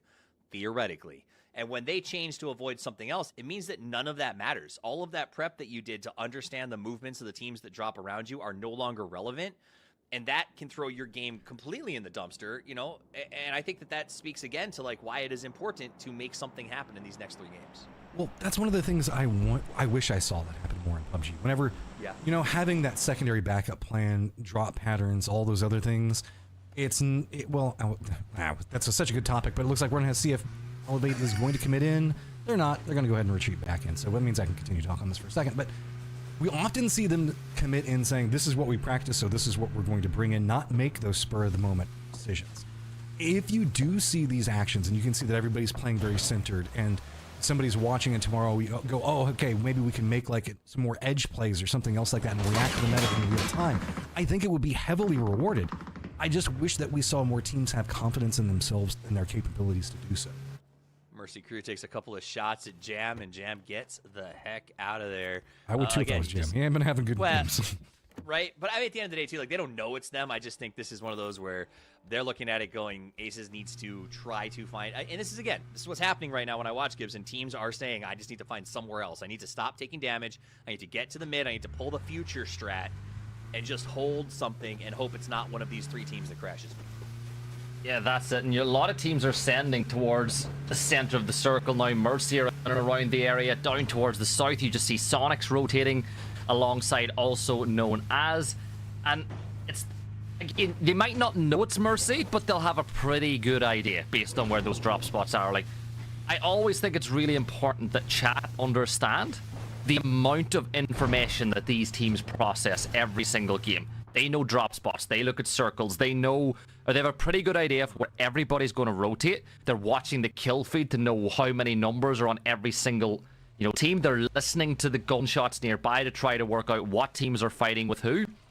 This game is not just simply play the circle and try to be the last team alive. No, there is so much information being processed every single minute by these teams. And I think the higher you go, the more it's like that too, right? Like you meet somebody like Batulin and hear him talk about the process information that they put through in just one game, and it's absolutely wild.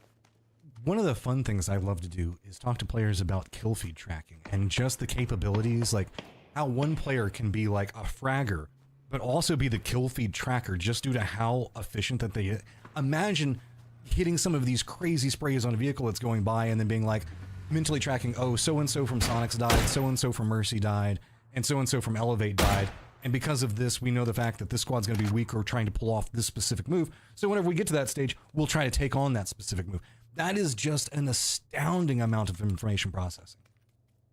Well, it's like your RPG stats, right? Like I've definitely heard players tell me things like when they were trying things out. Like I know there were players like Greta, for instance, where people have said, I really like playing with her. In particular, her communication skills are the best I've ever seen. Or I like playing with this person because their kill feed tracking is the best I've ever seen. And that's what PUBG is. It's about finding somebody who fits your weaknesses in the team. And Grant Lannis finds a little weakness in it. Yeah, he definitely does. But there's a point on the board for Rats. They're climbing the table nicely. Currently sat in 3rd place with 24 points. Bonde de Gallo inside of train station alongside the Gatos Chicos as well. Gatos Chicos not really having the day they would want. 1 point on the board so far, and they would definitely want to add a ton more. They need to add more, but I suppose with the cutoff so low, they've still got a chance. Yeah, to be fair, Gaio also needs this really badly. They need to be pulling the trigger on this, and you can see that Hastings trying to feed that information over. They are moving. They just don't want to move too aggressive. They want to make sure that they're tracking how this comes out, and that patience might come back to bite them if we see a vehicle and everybody just try to clown car into it. But I don't know. I want to see Sexy get into a position to really just absolutely unload on this one. This is a center point position, train station firefight. You can get so much control off of winning this firefight early, but the risk of it is we often see like the stats and numbers about losing a member early. Both these squads showing a bit of hesitation because they don't want to risk that player. Yeah, and I think that losing players now in scenarios like this where other teams are picking up so many points, It makes things difficult. Oh, Sexy, it sees all of the Gyros Chicos. He is feeding so much information. Andrew gets the first knock onto Keegan, and Sexy it finds another knock onto Justice. This is all going wrong for the Gyros Chicos. A lot of damage being traded back. Pi Dean will fall as he crosses the road. Hooligan gets himself a quick double, but there's Sexy it's once more. Hooligan wants these points so badly. Everything that he can pick up right now would just be massive for a squad sitting at 1 point. He's got to try to navigate this cleanly, though. He doesn't want to go down before at least getting a couple of these flushes. Still up. You can see off in the distance, Rez going to be coming out. No, it's going to be OG. Kill Demo from the high ground. That's going to take him out. Oh my, that is a point on the board for the Gyros Chicos. So they do get themselves two, but it's a really good clear on the other side of things. Bondi to Gaio, 2 players up, 3 kills on the board, and Elevate will now dissipate back into the distance. And they're playing a pretty wide split for those of you who are keeping. They're perfect. Isn't that perfect time? And look at the split that Elevate are playing right now. A 2-2 as they try to secure center of the circle and a compound to the south in case it shifts that direction. Elevate falls into one of those squads as the circle does lean heavily into OG's favor down onto train station. That means that OG's position is going to be literal king of the mountain, king of the hill, whatever you want to call it. And they are going to be able to assert a lot of dominance in pretty much every circle after this, man. But I'm very, very curious to see, are we going to now see another big shift? Look at how many of our teams that were playing down in the southwest path back over into the southeast. Now we've had a ping pong back over. If they were to wrap in, yes, they could come over in the west, but it's very, very open over there. It is so open. And look, you're just getting us these circles. I feel like you're baiting these circles for everybody. Look, everybody knows the casters decide what circle's going to be before the game starts, right? We get the script. We know exactly. But sometimes you got to break the fourth wall and let chat know this. Frost, though, is a little bit isolated with all the Sonics pushing their way, but here's another crash towards train station. Penella Good looking to hold back Ace's crew. Good at trying to navigate this one as quickly as they can. This is going to be on the outskirts of train station. They are going to see a bit of a shift in front of them. 55, though, is going to have to deal with what's going to be going on with Not a Hobby. Shots now going to be ringing out as Not a Hobby going to be making crash train station. Train station becoming real popular real fast, and losing a member or two might usually feel pretty safe. But look, now we've also got Synergy over here into the east. This has become the most populated section of the map by far. Yeah, Sonic's in that fight now with Elevate. You can see Vegas is a little bit too far away. Seifu third parties as Sonics are getting backstabbed here by Mercy Gaming. And this is good for Elevate.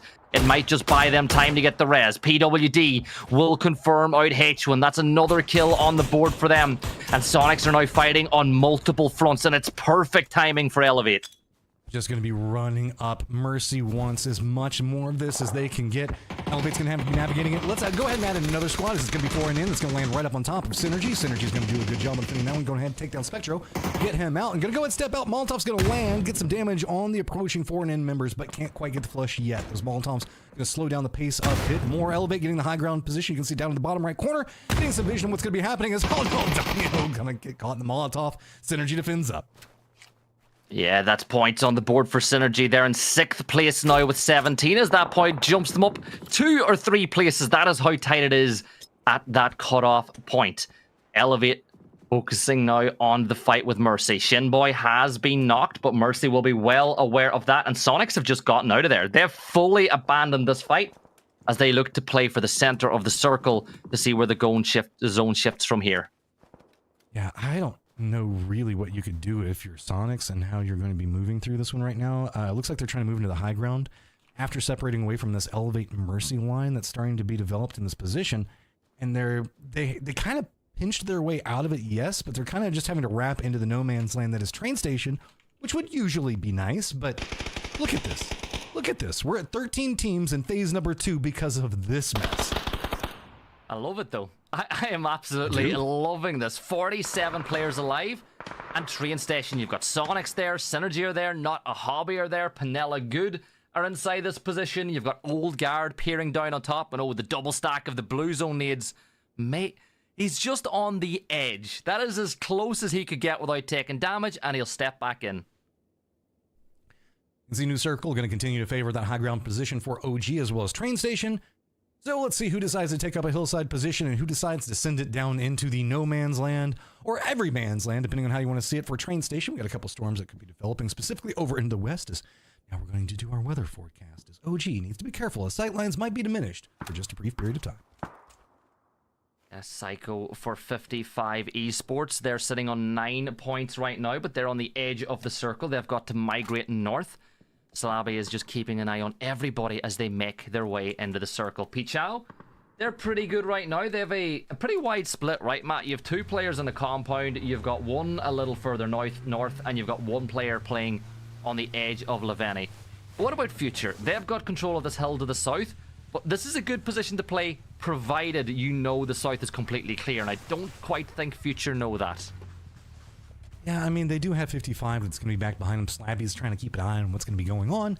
But, I mean, my worry with this is Future's only real pathing, depending on if the circle goes any further, any direction except for staying right on top of them, is they have to make a push into train station, which just feels its own recipe for disaster. It'll be safety for now, but only for now, as it's going to continue to develop up. Mercy keeps also eyeing that Pichao duo that you were looking at a second ago, as they are being, I won't say gate kept, but they're at least being held back by Elevate's present positioning and their defensive line that they managed to establish. So Mercy running a 2-2 split of their own kind of inadvertently, it feels like the only team that's got nobody around them and somewhere to kind of be friendly with is going to be AKA up in the north. Yeah, I want to say this, though. Mercy are putting on a clinic on how you need to play the edge. The big thing about playing the edge is always securing your flank. Making sure that if a team's too close, you take to the fight to them very early and clean it up quickly so that you don't get third-partied on. It's all about controlling everywhere around you, and Mercy are doing a great job of that. So if you ever get a chance, go back, watch the VODs to see how effectively they've been clearing their position. Elevate will have heard that rotate the one. I think they know that maybe they've got the numbers on this fight on the edge, but 55 are fighting with Future here as well. And it is definitely going in 55's favor. 2 members down for Future already, as there is the commitment coming into train station because very few other options remain. Now, can you get that second member into position? As it looks like 55 is very caught up in trying to make sure that they get those kill points, and that is going to be the preferred way to go from it. Elevate, going to go ahead and use this upper ground position to go ahead and lob a couple of nades down onto Mercy. Mercy looks like they were trying to regroup to move more into the north, but this firefight was definitely escalated by Elevate's repositioning. Yeah, Elevate pushed aggressively, as I pointed out, because they heard the rotate away from some of the players. But Balefrost is inside the blue. Has a shot on the sneak attack, but doesn't get the knock. Mercy still down Seifu with this battle on the edge. The blue gets involved as well. Lucid gets the knock onto Balefrost. Elevate have lost 2. Shinboy is going to fall as well, as Mercy are just rolling through Elevate as they climb the mountain, pick up a ton of kills. And well, this is not gone the way Elevate would have wanted. Mercy up to 4 kills, but Vegas has the P90. Oh, he wants it. He wants some type of vengeance back. 2 points that he's looking at right now. The circle shifted entirely away from this position. Did keep it a bit of train station, but it's one of the reasons why you can see Mercy wanting to try to finish this fight as quickly as possible. They know that they need to make a rotation very, very quickly. Vegas, in this entrenched little dip that he's got with the nades, with all of this gear, is slowing them down considerably. Is he going to be able to spot out? You can see he's very nervous about them shifting down that hillside just over to his left side, but no, the commitment mostly staying pretty focused on the center. And with that, Elevate is going to get some vision. Vegas is going to get the knock on the sneak attack, but can he continue to hold down? PWD just going to run right into the thick of it. No fear. Vegas hears the footsteps, gets the shot. Vegas holding it together, spins back around, gets the other angle, does go down. And Mercy will, as the screen says, annihilate Elevate. Lucid will go down, and Mercy have been removed now, as well as the blue zone just stings a little bit too much for Lucid, and we're down to 11 teams. Future battling inside. Shrimps is going to get caught out by HC. The trade is trying to be played by Tig, but he's cleaned as well.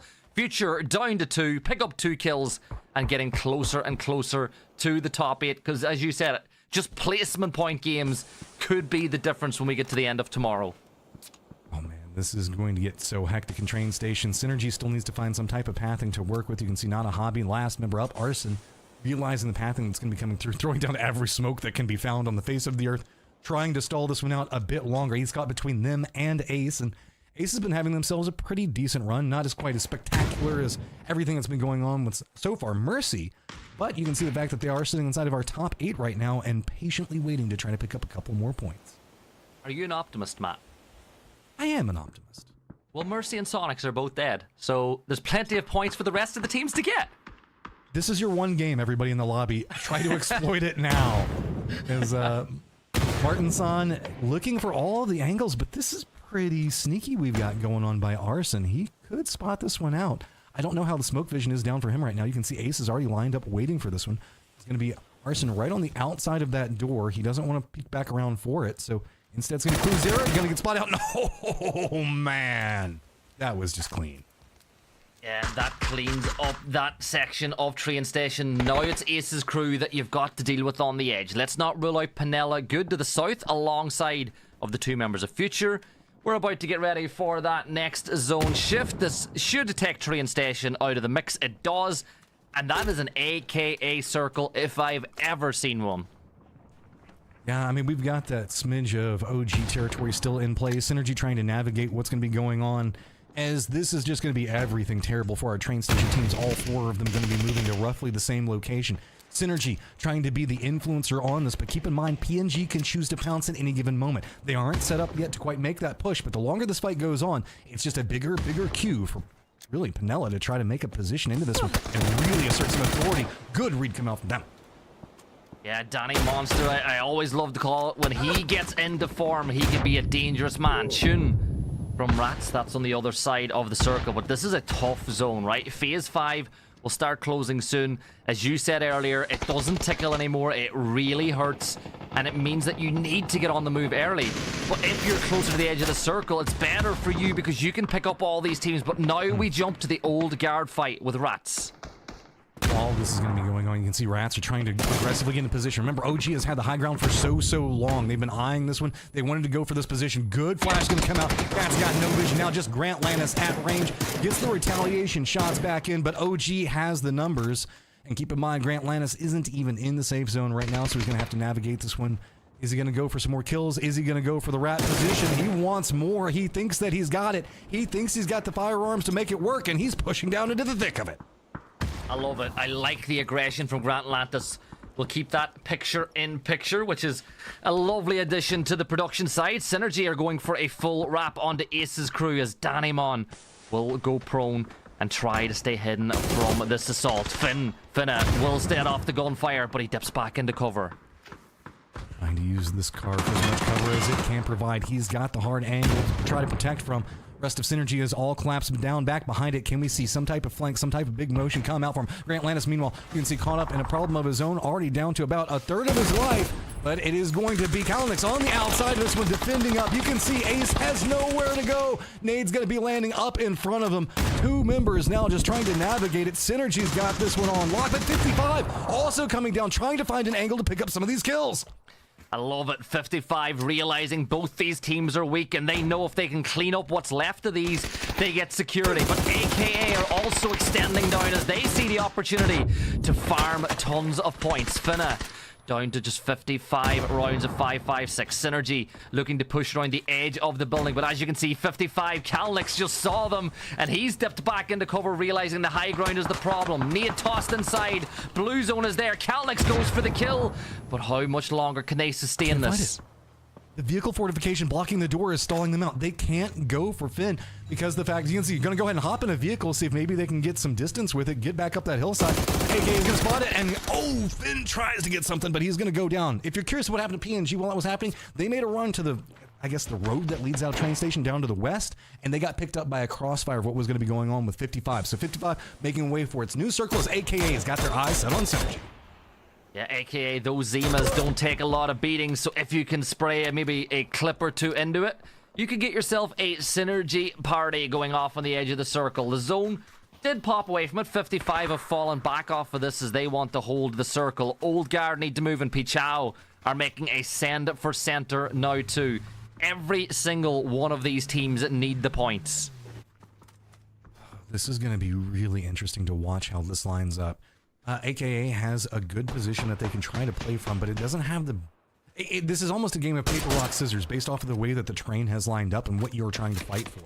55 is going to be able to move in, gatekeep out SG's position. That means SG's going to have to try to rat back behind AKA. AKA can't make a commitment into getting a foothold inside the circle until they manage to take out what's going to be going on with Synergy down below them. 55 eyes up on this hillside as well. That means that Pachao as well as OG have all the moving factors and so much control over the circle. Nanu isn't able to hit fake. Oh my god, just like that. Lip is able to get himself the maul. The Bears are getting involved as well as Santa is fighting with them in the center of the circle. You know, we never spoke about this. Bears could qualify as well. You know, we can't rule them out. If they get a couple of kills here, they would be doing better than the Gatos Chicos. I still wish that we could keep track of blue zone and bear kill points. Or like whenever a car crushes somebody, that way we can see what they like. We all know that the blue zone is the real enemy, and how much does it really take from us in the end? Yeah, all these players would be happy to just survive, but the blue zone forces us to fight, right? It's like the devil on the shoulder. The blue zone's like, yeah, go fight them. Just forcing this cruel manipulators that is player unknown. Let's see. AKA does manage to get their foothold in the circle. Pachao, you can see being a bit nervous as they are surrounded, and yes, they have some cover to work with, but OG has been really slowing down the pace of their game for this one. I would like to see them like lean back into the comfort. They're definitely leaning into that edge control. They've got 3 kills that they're working from right now. They've got sight lines on where 55 is, and I believe that they know where Pachao is as well. Really, AKA being the only team that they might not have information on. Yeah, I think 55 have played this really well. They've up to 10 kills as well, by the way. They could say, anything Mercy can do, we can try to replicate just a little bit. In the hand of Lopez. That thing can decimate armor at any gunfire. Those vests and helmets could be destroyed. And I like the way they're split as well. So you got Lopez and Slabby holding this eastern side of the circle. You know, Glock has rotated all the way around the west to keep an eye on what's going on with Old Guard. And Psycho is holding center of the zone. This is a really greedy split, but I love it. I love the fact that we're also seeing 55 coming to terms with their fighting capabilities. Whenever we've been having Sonics and Mercy just ripping apart the lobby, we're finally starting to see some of these other squads and what they can really bring in. 55 is a very frag-capable team. They know how to set themselves up for victory. They've got faith in their aim, and they are exploiting it. 10 kills right now, and they're willing to escalate that. They're wanting more, and they have control over half of the circle with this 2-1-1 split that you're talking about. Yeah, and with the fact that the terrain is keeping Pachao safe, 55 can look towards Old Guard and focus on AKA as well. That's a nice shot landed by Rafix that will send Lopez back to cover.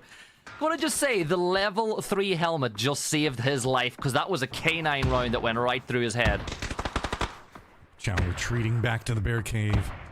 See if maybe they can find some safety to be had over here. Let's see, they do get at least a control point that they can play from. But Glock in this side position that he's playing so far into the west is really the harassment that we're seeing slow down OG. They want to make a commitment onto Pachao, but they can't. Because look, 55 is technically defending. Psycho is up above them, and Glock's over to the western point, and they're just trying to set up their own crossfire, not even letting Pachao get the kills in their own defense. Yeah, and you know what? If you're Pachao, you'll take the placement points. Overwatch can be a good thing sometimes. But you feel like 55 need to deal with AKA. They need to, because AKA are pushing in towards the zone. Rafix picking up over the ridgeline. You can see them dancing at the top of the dunes, but you feel like the first one. Oh, Slabby goes for it, but he's spotted out. Makes the commitment back in. You're on no life to work with. They know the fact that this is the commitment. They've got to win this firefight fast. Slab is going to go ahead and drop the Molotov onto one. You can see now it's going to be the 3-man aligned back into AKA, trying to finish this one off as fast as possible. Pachao also making some looks into OG, but that's not going to be able to have anything happen out of it. Glock is staying committed into position. 55 thinks that they've got this enough under control. They don't need to worry about anything else, but while that's going to be happening, Psycho is going to go down. And now 55, while they do have AKA with their backs up against the wall, have yet to be able to submit the finish of the firefight. Biel steps on out, gets the knock on to kill Demo. OG down to 2 players up. The molly is thrown, but Biel's not in flames just yet. Biel gets the knock on the Necro now as well. Queen, the last member of Slabby, turns his attention to AKA. He gets himself one. AKA down to just 1 player left. It's Lip who's going to be prone, but Lopez knows where he is. Glock and Slabby combined. Down go AKA. It's a 4v3. Can Pachao get it over the line this time, or will it be another 19 kill chicken dinner by one of these sides? And remember, the entirety of the time that fight was going on, Glock was taking shots into OG and picking up more and more kills. Pachao having to come out of a locked down position into the waiting arms of Bolties galore going to be coming after them. 55 trying to navigate it, and you can say, is it just going to be a 19 kill game over and over again today? Because if so, man, I'm about it. I just, like, when's the last time you seen this many high kill chicken dinners back to back to back? Pichao, they've got the cover of the ridgeline, but they're down numbers. They need to find that next pick. Will it be found by a nade? You never quite know. Lopez does take a ton of damage off that nade. It will force him back into cover, but phase 9 is about to be given, and at this point on, it's any of these teams' game. Pichao has to win a peak, man. It's the only way you can unlock something here.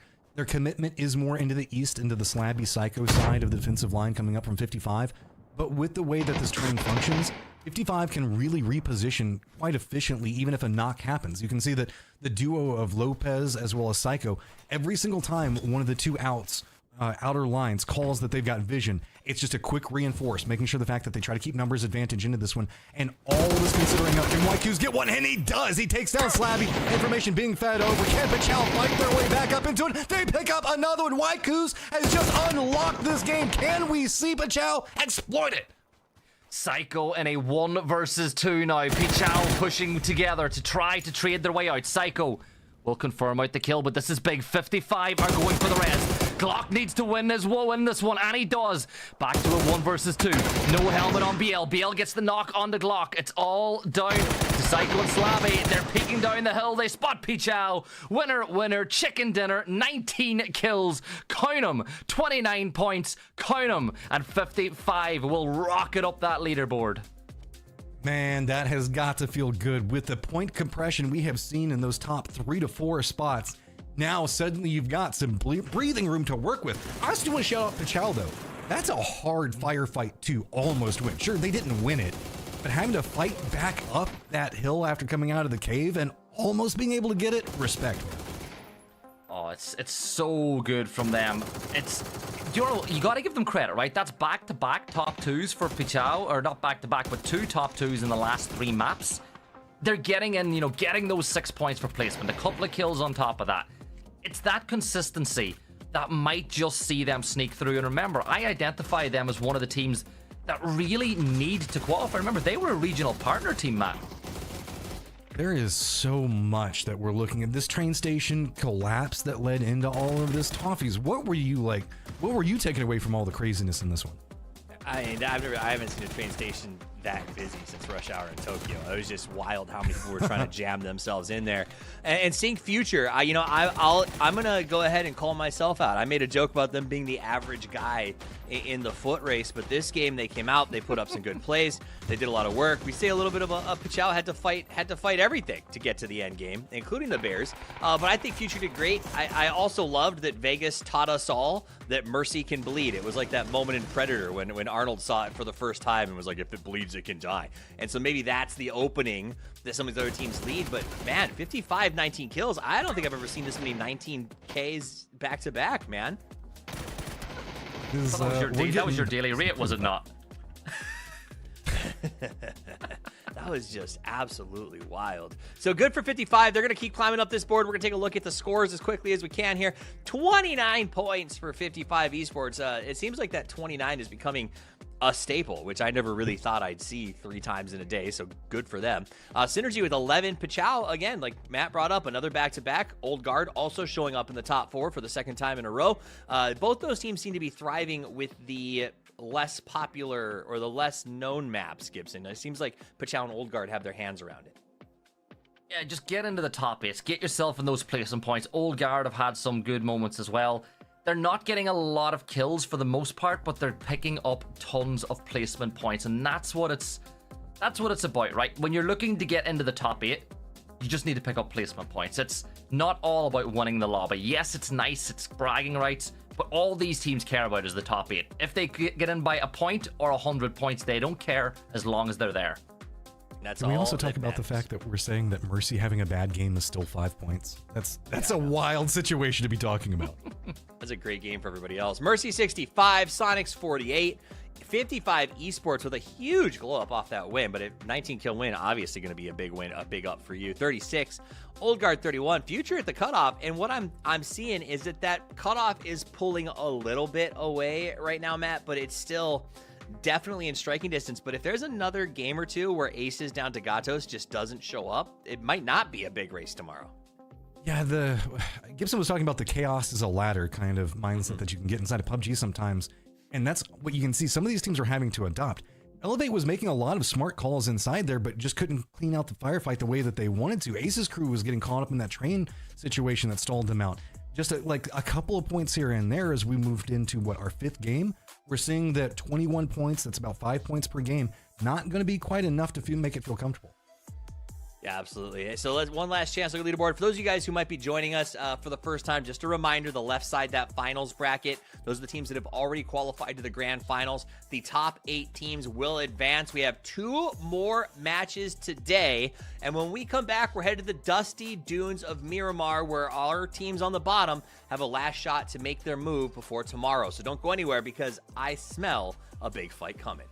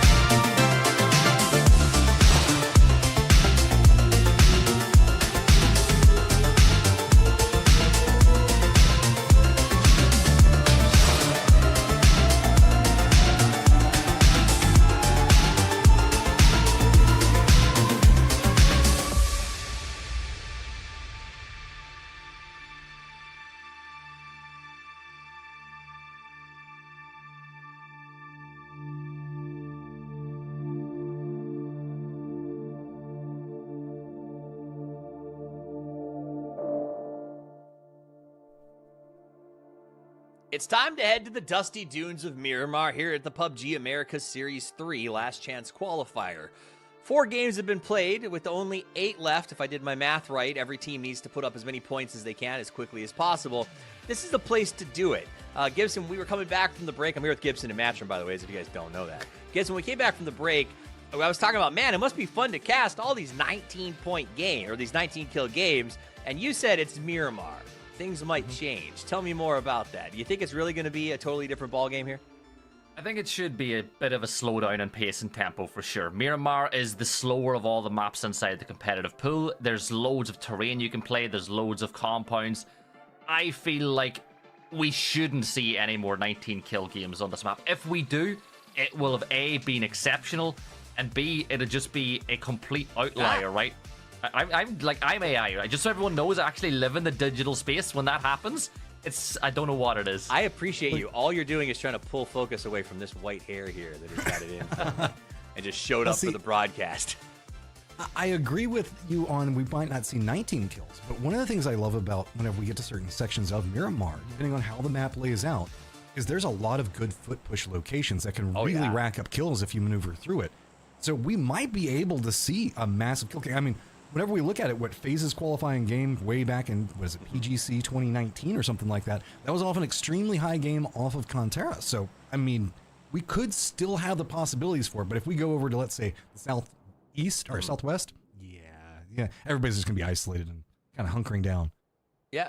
I mean, I like it. If Erangel is boxing, then Miramar is like the UFC, right? Like, it's not this sort of paced out dance over a longer period of time where you're trying to outthink and figure out your opponent. Sometimes it's just a brutal throwdown where two teams are sharing a ravine and both can foot fight. Both have the ability to get peaks from different angles. The folds on this map are incredible.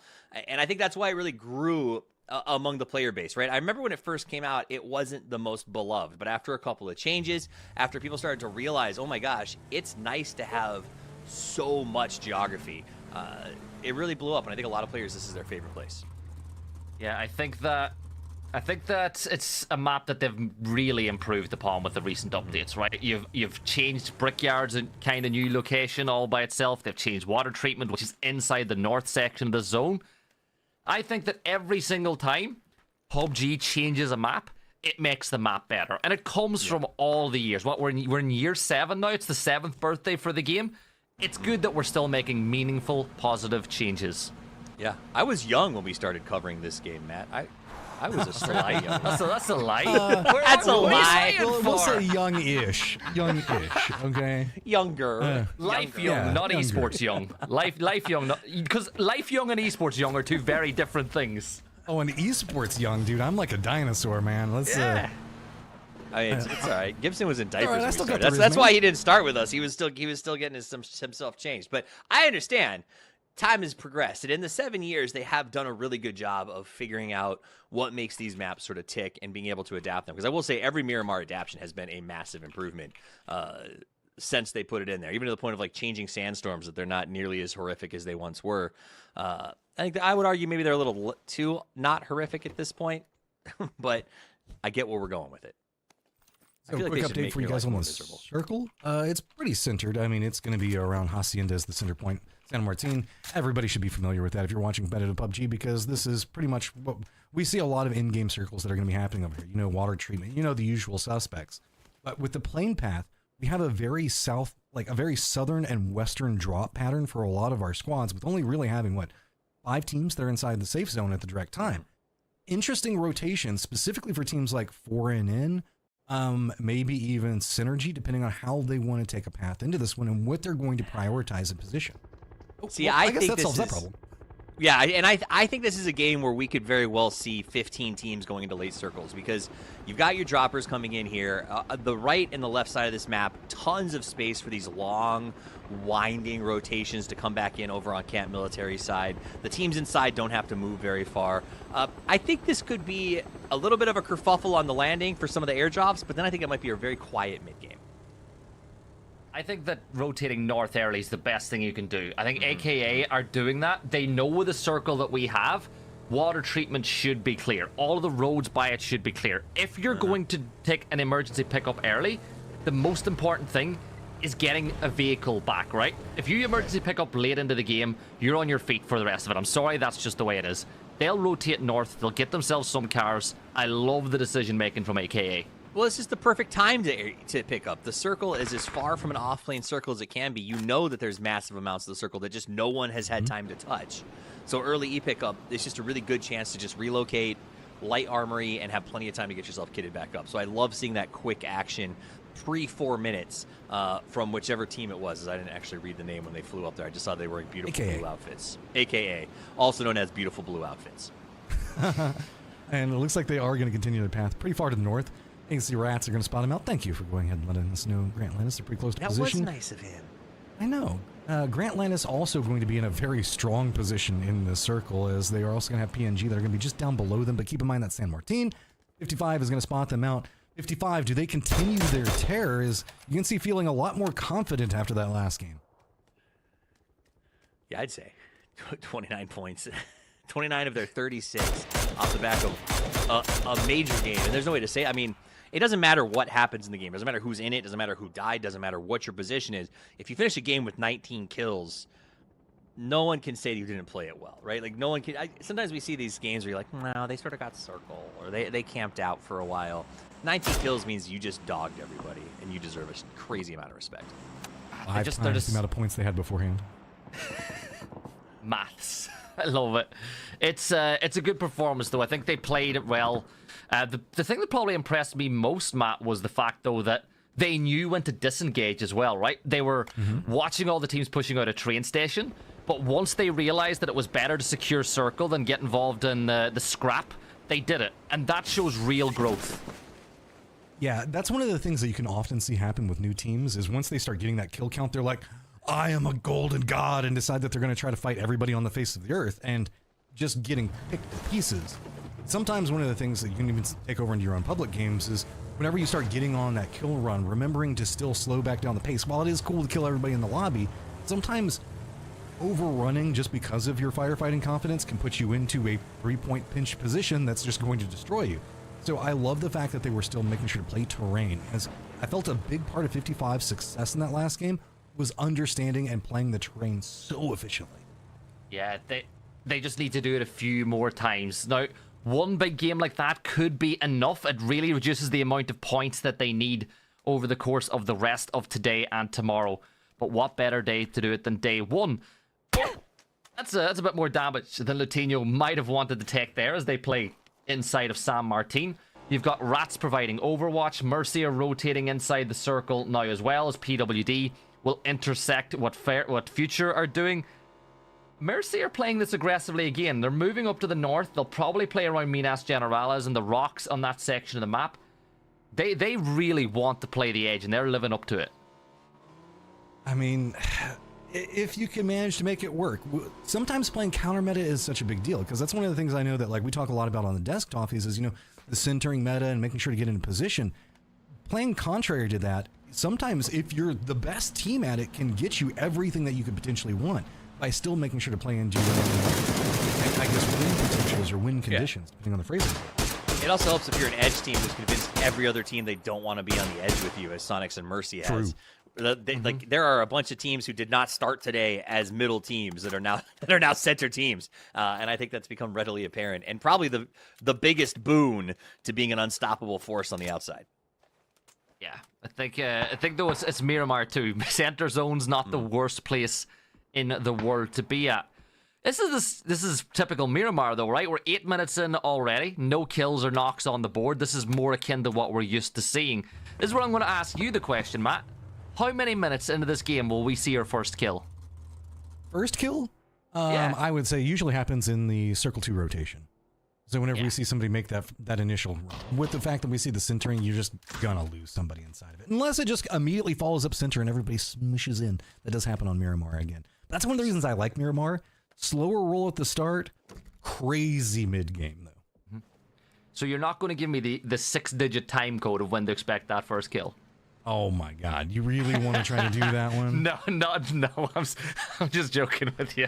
9 minutes and 27 seconds. It may be closer than we think, depending on how not a hobby paths into this one. They got a little bit too close to OG and are going to be cresting down right in between Future, as well as it looks like it could be Gatos. Yeah, old guard just dipping back into cover, realizing that they don't really want to be here. Vegas takes a ton of damage. Save Fugas. Please don't let Toffees be right. Please don't let Toffees be right. 960. I'm taking that as a win. 10 seconds. I give it to you. 10 seconds off. You know what? A This is why game you don't want lasts to play 30 Sky in minutes. Fantasy. All right, enjoy the cast, you two. I'm out of here as a winner. He enjoyed that way too much. He enjoyed that way too much. All right, now let's take a quick look and see how this circle is going to be popping in just one moment. You can see a lot of our teams playing more to the south due to that plain path. You can still see the line that's going to be cutting across. Also notice that everybody kind of left that Picado line because of the hills for power grid. Nobody really wants to play along those. Playing to the north and to the east is going to provide you a lot more rotation opportunities. But if the circle does decide to go back that direction, it means in fact it's going to be crazy. And nope, we just get the center up. Yeah, center zone, I think, is probably for the best for a lot of these players. Elevate now to the north. They've got AKA with a 2-2 split. 55 are consolidating there what was a 3-1 in towards a 2-2 as well. They'll play that split until the next circle, right? The whole reason you do a 2-2 split is for zone control. Speaking of trying to control the zone, Gatos Chicos are trying to hold and control their position in and around Graveyard as Pichao rotate past Dragonov, not hitting Nateo for as much damage as Justice would have liked. But these are good shots, right? You're letting this team know that you're in this position and you're doing damage to them. The question, though, is if you end up staying on the outside of this for too long, you might end up with a lot of teams that might decide that they're going to be coming after you. That external position that we can see Gatos playing, but not a hobby, future, ace, all eyeing it, maybe even OG as well. Synergy trying to make sure that they keep the control over this territory as Elevate's going to be encroaching in pretty close. Elevate kind of making the send for center is they've got hay bales and kind of had to make a stop out. This is going to be a position to play, but I'm not going to say it's going to be a comfortable position to play. The only reason why they're not getting destroyed is nobody is to the northeast right now. It's curious because Elevate have played every single map differently, right? They've been on the edge, they've been in the center, they've been playing kind of halfways in. It seems like they're trying to find the balance. Up on top of the hill, though, Kill Demo from Old Guard is pushing towards Frogman from Future. They've been pretty good in the leaderboard so far tonight when it comes to placement points, but they might just be about to lose Frogman if they're not careful because Kill Demo is on the hunt. Yeah, and he's kind of isolated to deal with this. Really, the rest of the squad trying to provide some type of support, but I don't know what Neto and the rest of the squad can do. He doesn't need the support. He's like, nah, man, I got this. I'm going to go ahead and get the KP myself. Run over there, got the knock onto one. Are we even going to see Future try to go for any support off of this? Or nope, looks like they're just going to go ahead and cut and run away from it. They're gone, and I think the fact that it is the team beside them on the leaderboard too impacted that decision. You know, if they were fighting somebody like the Gatos Chicos, you might have seen them stay and fight, but they're like, we're not going to risk giving any more points. We're going to play a little bit later inside the game. And let's be real, Kill Demo's been in the scene a while. I think that inside of South America, he is one of the more fun players to watch. Like, there's a ton of really good players in South America. I don't think he's spoken about enough. Well, that's what happens whenever we start talking about fraggers in Latin America in general, right? Is the capabilities that we see come out from them. They have an epitome to be able to, like, go full no fear, and you can't even say, like, they get sweaty when they play because it's like they just start having more fun.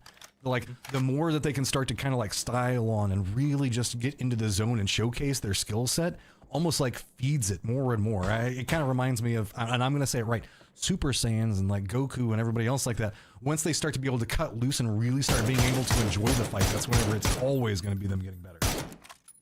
Look, when Brazilian players do well, you can just feel, if you live in and around the Americas, you can feel the ground starting to shake with the crowd getting into it. Like, the South Americans love their teams, and the Brazilians bring so much passion, as do the Argentinians. I'm sure every time a Brazilian team fights with an Argentinian one, it's a little bit more personal as well.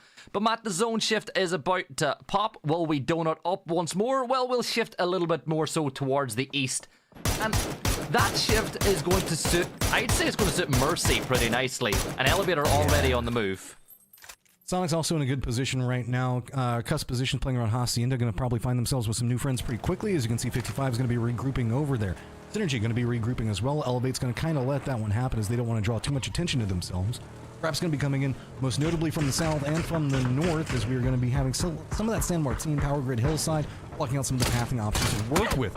Synergy in their regroup. Looks like they're going to try to bite off a bit more land and territory, sending the other part a bit further into the north. That means that Pachal's going to be back behind them, kind of eyeing this one, but still some comfort position to play from. OG also getting up in a similar path and could be taking some shots at them in a moment.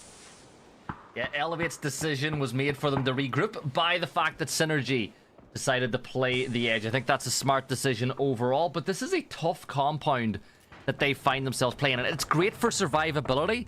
It's difficult when you want to leave. We've seen so many teams live and die by the sword of playing in that compound. Old Guard, they'll play the dip that's just in the section of the zone as you look towards that uncivil compound that's over towards the right. Not a Hobby, they're big chillin', right? They're on the south side of the circle, but their decision and their play will be dictated by what the Gatos, Chicos, and Future do. This is a very strong position for them to be able to play from. Mercy, though, like you were talking about a second ago, running a 1-1-2 split right now, fairly favorable is the amount of damage that they can manage to pump out, most notably due to the fact of how they cover each other. Look at PWD's position. He can spot all the way into what's going on with that duo down the hillside. That means that there is so much territory control. Ace can't really move in, and a lot of these teams are being forced into this corridor, most notably like we're seeing happening before and in right now. They're just having to drive through this open territory, jump out, and with those shots coming out from Synergy, they're going to stop at the other Synergy compound. Now, Martinson has to make sure that he navigates this as cleanly as possible. He needs to make sure that he slows down the tempo, get into some control firing lines that his teammates can assist from, and yeah, get that knock and get that control and just demolish for an in. You enjoyed that, man. That was a pure pleasure out of you when he peeked out and got those kills. Bondi, they're in a bit of trouble as Sexy Hits will fall. I feel like it's weird getting to say that on broadcast, right? It's one of those names like, yeah, I can say it, but I'm like, am I going to get in trouble? Like, I love it. It's not as bad as whenever we used to have a guy named Master and then Eights in his name, and we've gotten kind of used to that in PUBG at this stage. It's not as if a caster has ever said an innuendo by mistake in their lives, right? Never. I would never make any type of joke about playing on edge or anything else like that. Never. I want somebody. Or, you know, sponging up something. It's not as if I've ever said that on a podcast. As we get the zone ready to shift, zone pops and Sonic's inside the uncivil compound looking good. And I'm going to say it. We see this circle so often in esports. Like, it is crazy. And it all comes down to which side of the road the circle continues to shift. If it goes north, Sonics are in trouble. If it goes south, the teams on the other side of the road are in trouble. This is going to be really intriguing to watch this collapse that's continuing to happen down into the south. Not a Hobby going to try to defend their territory for a bit longer. Future's going to be collapsing in. Rats also did have to stretch. Remember, they were playing the power grid hillside, but I mean, Not a Hobby doing a good job on keeping the control right now with some assistance from Future. Let's be honest, the self-knock coming at probably one of the worst times conceivably possible. Also, there's some firing lines for OG and 55 up onto this hill that are going to make a bit of assistance to Not a Hobby, not have to stress too much. Yeah, Future, you know what? They're picking up they were picking up kills, but they're not going to get any points this time around as one of the other teams that need points are getting on the board. Not a Hobby up to 14. That gap, though, is starting to grow just a little bit between 8th and the rest of the chasing pack, but it is still quite a low number. Not a Hobby, got to be careful. Rats are inside their area. And if you're watching the map feed, here come Mercy as well. They're pushing for the south. And this is where you have to start being afraid. Mercy has no fear now. They can do whatever they want. They're starting to feel pretty comfortable in position. Looks like they were going to make a push over into this, realizing the fact that they're okay. Multiple firefights. I think that they were watching what was going on with Not a Hobby a second ago. They wanted to try to exploit it, but then realized there may be a secondary squad, so Grant Lannis technically providing those couple of shots and distractions going to be one of the reasons why Mercy decides that they don't really want to go for that. I think also some shots from Synergy. I've got my eyes drawn into PNG as well as AKA. What on earth are they going to try to do? Because they've got open field in front of them. It's actually rough. Like, it's not nice what the zone has just done to them. And as they try to force their way in, you have the likes of Pichao who could be able to farm them. 55. I think they're pretty good in their spot right now. Sonic's biggest threat is that chance of maybe one or two teams crashing this compound at the same time. That's a nice knock from Rats, which will be confirmed out. The Gatos Chicos losing another one. Not a Hobby, though. They've actually got lucky, because Mercy thought about pushing this way, but they've gotten out of this area, which does mean that Not a Hobby can focus on Rats. And while this is going to be happening, so much extra suppressive fire also going to be kind of looking into this direction. Gatos can't really provide anything else into it due to the fact that they're being held back by OG. And Rats, while they had themselves a path down the hillside that felt pretty comfortable for a while, you can see Grant Lannis just doesn't have an angle that he can provide any form of support to his squad. He's just kind of watched them get picked apart right underneath of all of this. Yeah, getting ready for that next zone shift. This one could be telling. Does it go north? Does it go south? Does it center on up? Well, it looks like it's going to go towards the east, and what a shift that is. And look at Mercy forcing their way now towards this 3-team fight. Bondi are more than likely going to lose Pydeem. He's taken down Seifu with the nade, but the bigger fight is going to be the one with Ace's crew. Oh, Mercy now looking into this one, wants to try to pick up some more kills, get that rolling. Only a 1 kill right now. Psh, Mercy, that's not good enough. They've already got their eyes set on more.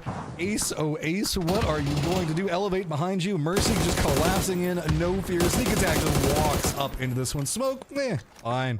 Who cares about it? Smoke doesn't even affect me anymore if I just push you guys out of it. Sneak has been knocking on the door of excellence for a while now, and he's just stepped his way through. Seifu does get himself one. He is going to come under heavy fire, though. Danny doing the dance with the devil with sneak attack. Seifu is going to get knocked here by Danny Mon, the last player standing for Ace's crew. But he is being held.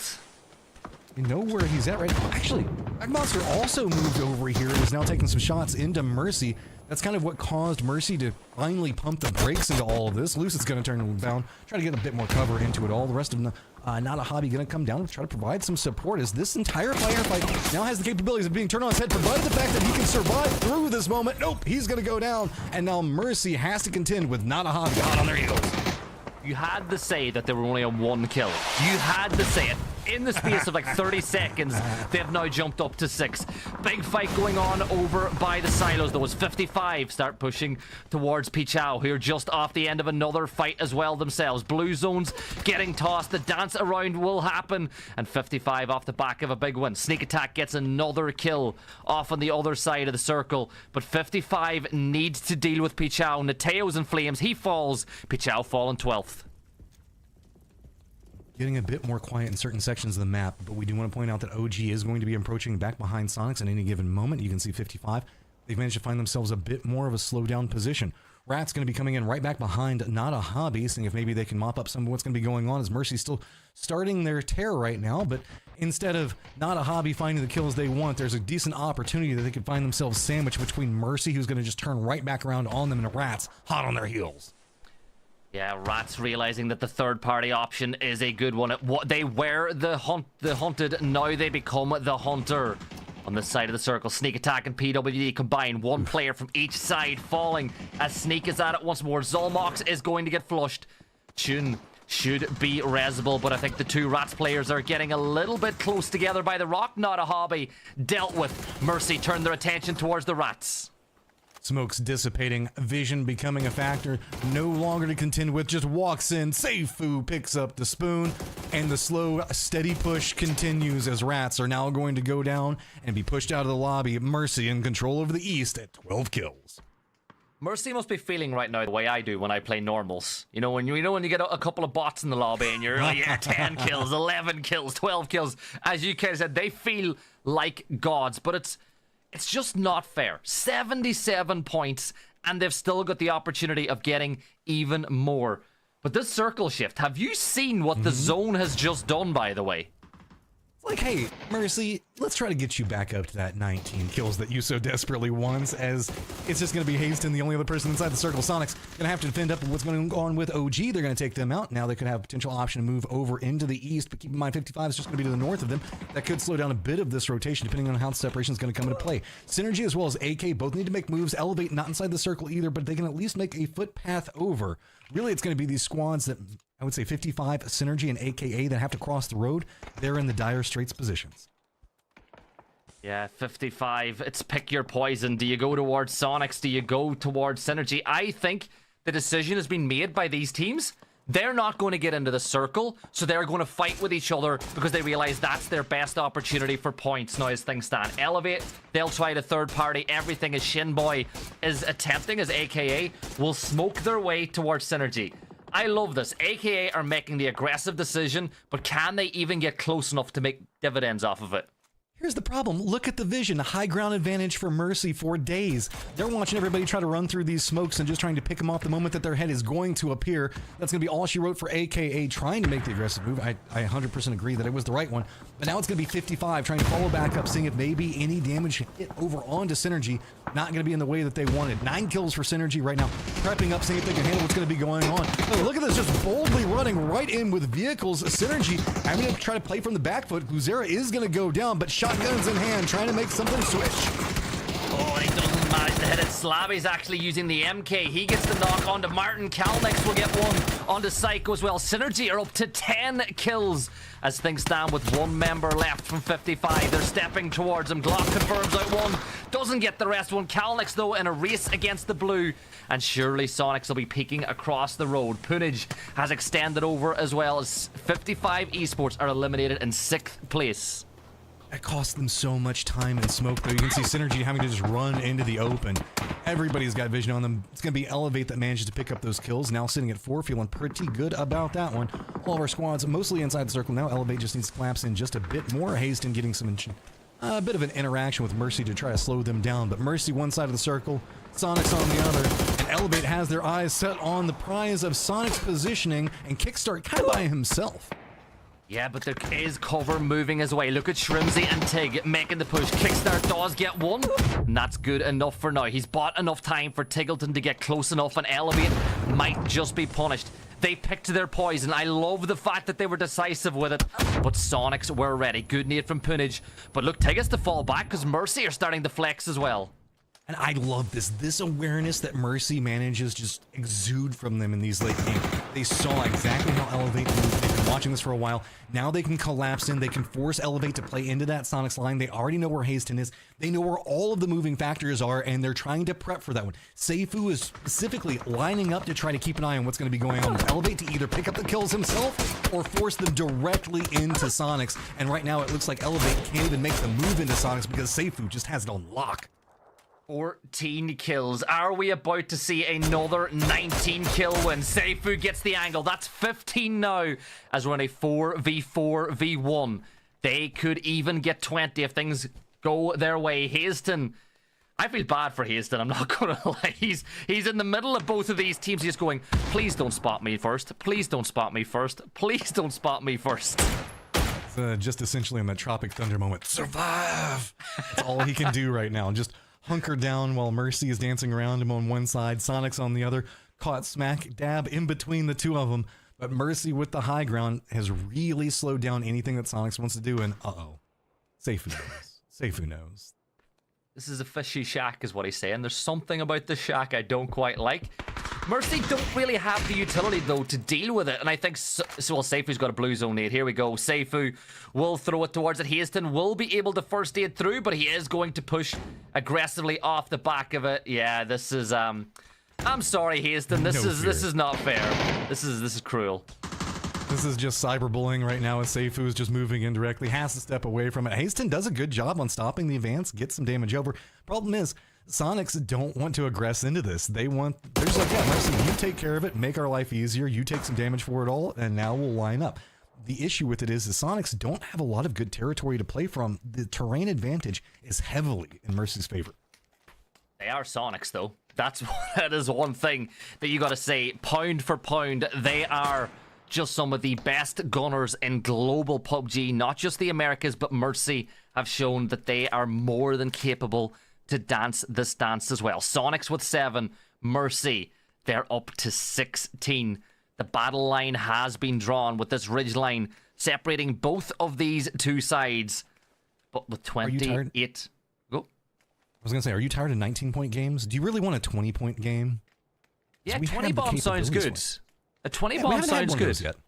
I mean, look, Mercy, just 19 kills. Can't even break 20. Psh. EU could never. Yeah, never. Ever.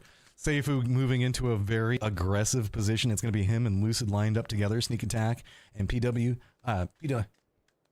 had like a moment there. Well, that dyslexia kicking in pretty hard. They're going to try to line up a bit more into the north. Meanwhile, onto the Sonic side, we've got Kickstart lined up with Shrimsy, H1 and Tiggleton playing closer to each other.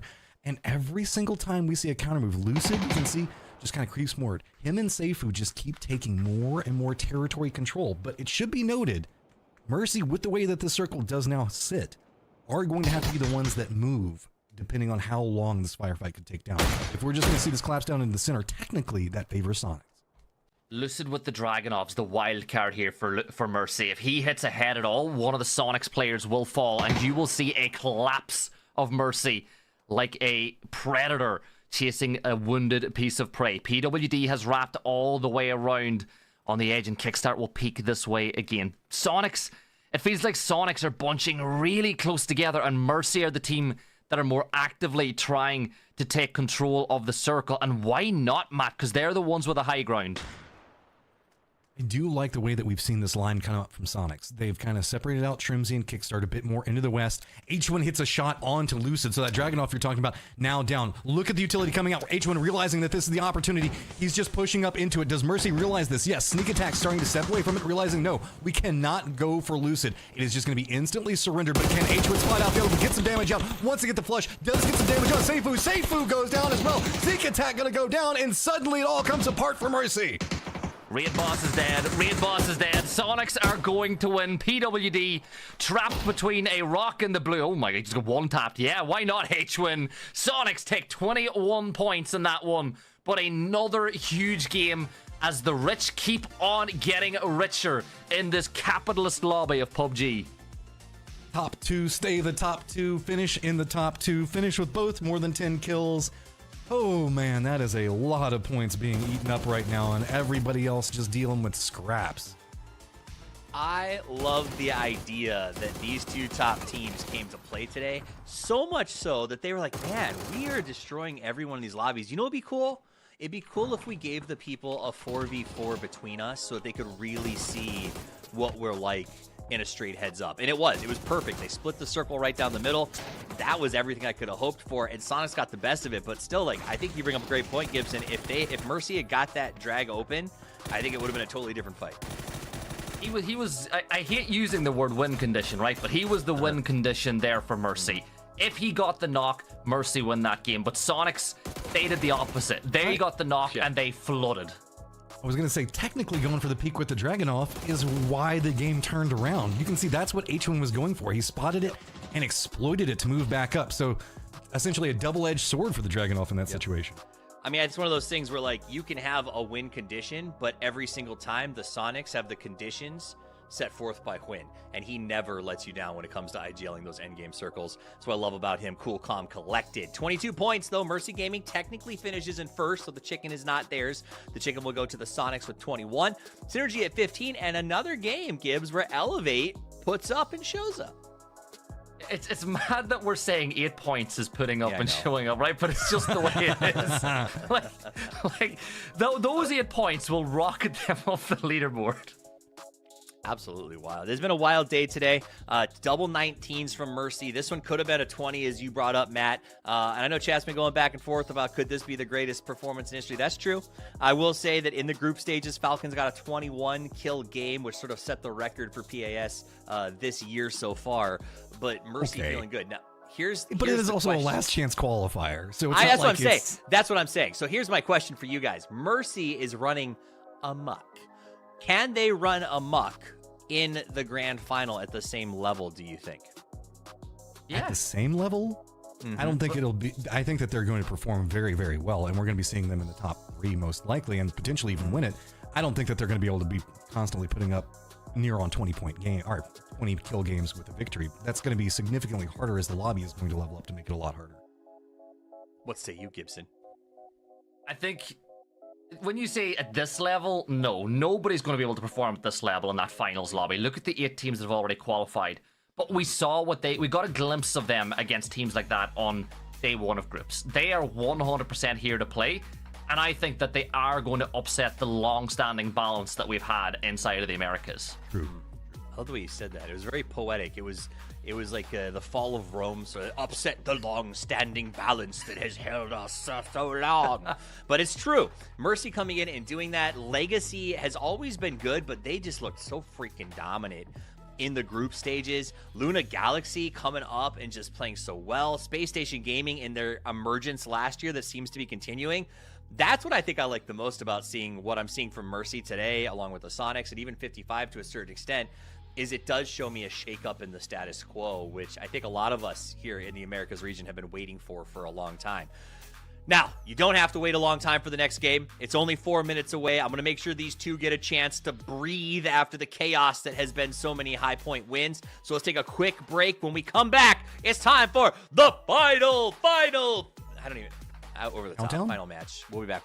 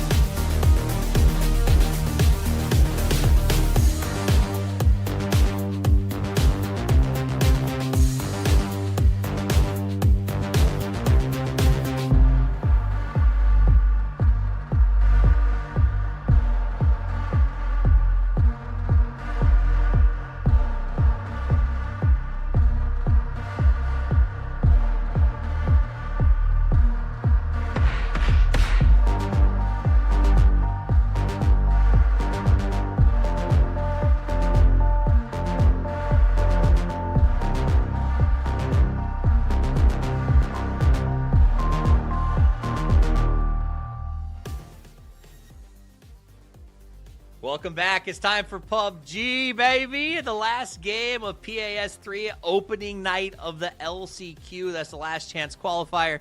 Or let's just call a spade, the losers bracket. My name's Toppies. I got Matcham. I got Gibson. And we got high point games, y'all. That has been the staple of the night, is when a team decides it's time to run away with it. Blue, they sure do. 3 games with 19 kills. That is something I haven't seen in a very long time, Gibson. It's been a long time, particularly when one team has gotten 2 of those games as well. Like, they have been sponging. They've had a 22-point game, 2 29-point games, and then, as Matt pointed out at the start of that broadcast, a 5-kill game for Mercy is bad by their standards over the course of tonight. I don't know how they're keeping this level of play up, but I'm here for it. Absolutely, and they are keeping it up. Now, part of that feels a little bit like confidence, hubris to a certain extent, Matt. Like, they no longer have to worry about what happens in this lobby. They're good. They're going the distance. And it feels like some of these fights they're taking are just pure, good, old-fashioned, like, It's like a senior walked into the lunchroom and just threw a couple of freshmen off of the bench because they wanted to sit down, right? Like they just can do whatever they want. That's kind of been their whole day-to-day, though. So it's like they're still just using the exact same things. Like you can see them. They exploit terrain with high ground advantage, get single cover points, try to line up into 1v1s, try to see if they can win the 1v1 and then flood down, right? That's been a lot of their keys to success. And also mostly chasing. They third party so fast and efficiently. Like what we saw them collapse in on, was it not a hobby inside the last game? Like their play style is aggressive, and I'll be honest, I agree with what you're kind of saying. It's like the senior coming in and kind of kicking out the freshman because it's a bit arrogant. But it's been arrogant all day today, whether it's win or lose, man. That's what they do apparently. My fear, though, Gibson, is in the next round, when you get to the winners final, where all of the big hitters are, is those freshmen have been studying, you know, the ninjutsu arts for generations. Like, I just feel like they are getting away a little bit with being crisper and faster, and I kind of wonder if they can play the same aggressive edge control when the teams they're fighting, by and large, are a little bit quicker. They don't miss that second shot. Does that make sense? Like the way that some of these players are two-tapping, I think it was Kickstart, was two-tapping the M14, and just, there was no recoil. The way that these guys play at the winners division is so impressive, I guess is the way to say it. This is what I was kind of going to say to add on to what Matt said. This is winning at regionals, right? They're playing the winning at regional style. It's what Cerberus were doing inside of Asia, right? And they tried to play the exact same way on the international stage. And it gets to the fact, like, wait a second, this isn't going to work internationally. And it's kind of why you see Sonics change. You know, this is the way Sonics used to play, right? They used to stomp alongside of them and, you know, the Falcons roster. They used to just play these regionals, and it almost seemed like it was just for fun for them. But internationally, it's a different ball game. And I want to see that if we get to these better lobbies, can Mercy adapt to the fact that the play style is going to be different, and what works here isn't necessarily what'll work there. That's a really good point. And I think it's backed up by the fact that those teams that we see stomp regionals and have played that way, Sonics, Cerberus, they get to the finals of PGCs. They're just not going to win PGC on that training system, I guess, or so historically we've seen. So I do think, honestly, I'm excited about Sonics and what they've been doing, as they told you with their training. Like, if this is the way Sonics is approaching the year, where everything is about preparing for the international championship, that's what matters most. That's a massive change up to their system and their training, and I'm actually really excited about it. And it kind of leads into one of the thought problems that we've had inside of the Americas for a while, right? It's whenever the fact that a big part of your strategy is kill everybody else in the lobby, win the game. As the lobby gets harder and harder and harder on an international level, you can't pull out that strategy. So what's your secondary strategy? What's your rotational strategies and all those other things? That's one of the places that sometimes we tend to have an issue at once we get into the international stage, right? Is we have some amazing fraggers, but the whole world has amazing fraggers. You have to also be able to get them in the exact positions to win the game and have that full overhead macro look at it. And the more teams that we can get evolving into that stage with the gunfire, great. But I want to see how they can continue to advance past that. Is Mercy a perfect 4, do you think, Gibson? Or do you think this is a stepping stone type of situation? Because right now I feel like we're saying PWD, we're saying Seifu on a regular basis. I don't know the other two players on that team as well. Are you super familiar with them? Are they role players? Tell me a little bit more about these other guys, if you know them. About Sneak and Lucid. Sneak and Lucid have been playing... I know Sneak, but I've never studied Sneak. Yeah. So Sneak and Lucid have been playing together for a long, long time now. I think this is their 4th roster that they've been together on. They've been together for years. Sneak will take on that kind of IGL role, so he'll be co-IGL along with PWD. PWD will kind of have seniority when it comes to those decisions, but Sneak is helping him out. Lucid on the other side of things, you know the way every team needs somebody who will just do what they're asked, right? Lucid's that player for this team. He's kind of the oil that, you know, the greases the wheels that allow Mercy to do what they want to do. Just because he's not getting as many kills as the rest, you cannot underestimate the importance that he has, right? He backs his team up. He uses utility effectively. He's always there to provide support when needs be. And every team needs somebody like that. And, oh well, I'd love to talk more, but it looks like Pichao could be in a spot of trouble as Yakuza's going to just evacuate, get to the roof. Yeah, Sandstorm up on top of them. I mean, it says something that historically we've also seen Lucid as well as Sneak Attack have their own, like, kill clip moments. So it's not even like their utility players are, like, not fraggers, right? This is a awkward standoff as Synergy were probably wanting to complete this one much faster, but I think that they're just going to finish this one out pretty quick. Problem is, getting up there is kind of a pain. The headshot landed because he's doing a bit of work here. Gets the knock onto one. Cluzera gets the nade, but here come the cavalry. The rest of Pichao know that Synergy are weak, and I am all about this, Matt. That was great because he stayed alive long enough to allow the team to push. And that's what you want to be trying to do in this position. Keep in mind, we are looking at a southwestern circle, pretty much centered around the western area of Chumacera. So we're getting what is pretty much an old NPL circle. We got a bit of that cliff facing that's going to be in play. It means that verticality is going to be a big factor. Rotation is going to get a lot harder as we move forward, and teams making early rotations to get strong power point positions to play from. And that's one of the reasons why we're seeing these earlier firefights. In comparison to what we were talking about in the last game, we're already down 62 players right now as it's just trying to vie for different control points very, very early. Most of our team's already inside the safe zone. Well, I like to think about circles in Phase 1 being, how can I enter the zone, right? What's it like to make it into the circle? There's a lot of playable in here, but when you consider the fact that the whole of the west side is unplayable terrain, you're not going to be able to push into the circle that way. The south side of the circle is that drumstick island, so realistically you can count that off as a point of entry as well. So you've got maybe, would you say 180 degrees of the 360 degrees of a circle are actual points that teams could enter the circle from. That means that you'll see a lot of teams donutting up and really not worrying too much about their south, right? Because you'll think to yourself, well, nobody's going to come from my south. Look what we got going on here. Sonics sent Just Tig to come over to Chumacera to try to scout this out and see how many people are going to be shooting at him. He's going to feed that information back over to the other members who are already inside of vehicles getting ready to rotate, but he's going to find a pretty open area provided he doesn't get shot out of the sky. He's getting some distance away, but I really like this adaptation. It's the UAV, right? You send him up. He's kind of scanning the information for the team. And usually when you see that happen, the rest of the team will follow not too far away. But it's something that I think Sonics, how do I put this the right way? They've kind of been trendsetters for a while, right? They're usually on top of the most current meta. They usually adapt to things nice and early. And it's something that they're able to do because of the fact they've got an org like the Sonics backing them. They do tons of VOD reviews. They've got one of the best, you know, this isn't me being a fanboy of Sonics. I'm just kind of saying how it is. They've got one of the best coaches in international PUBG. So they study the tape. They're watching the other regions. What are they doing? How can we adapt to it? How can we bring it to the Americas? And it's something that the likes of them and the Falcons, it's one of those benefits they have to being more so full-time players inside of esports. Oh, we've got a something brewing over here, as I think that Future and Elevate might be getting close to each other, depending on how Elevate makes that pathing. They're going to be stopping in right back behind this one. You can see Not a Hobby also getting some harassment from, surprise, surprise, High Ground Mercy. I've never seen that before. How on earth are they trying to make something else like this happen yet again? As Sonics are also going to be regrouping while it's going on. Heads up, Elevate and Future both moved at roughly the same time, so decided not to fight. Yeah, I think that's the right decision for both of these teams too. Their level, or the 26 points and 23 points, Elevate almost inside the top 8. Finishing inside the top 8 is definitely something you want to do going into day 2. I think it's always better to be in the lead instead of having teams in the chasing pack.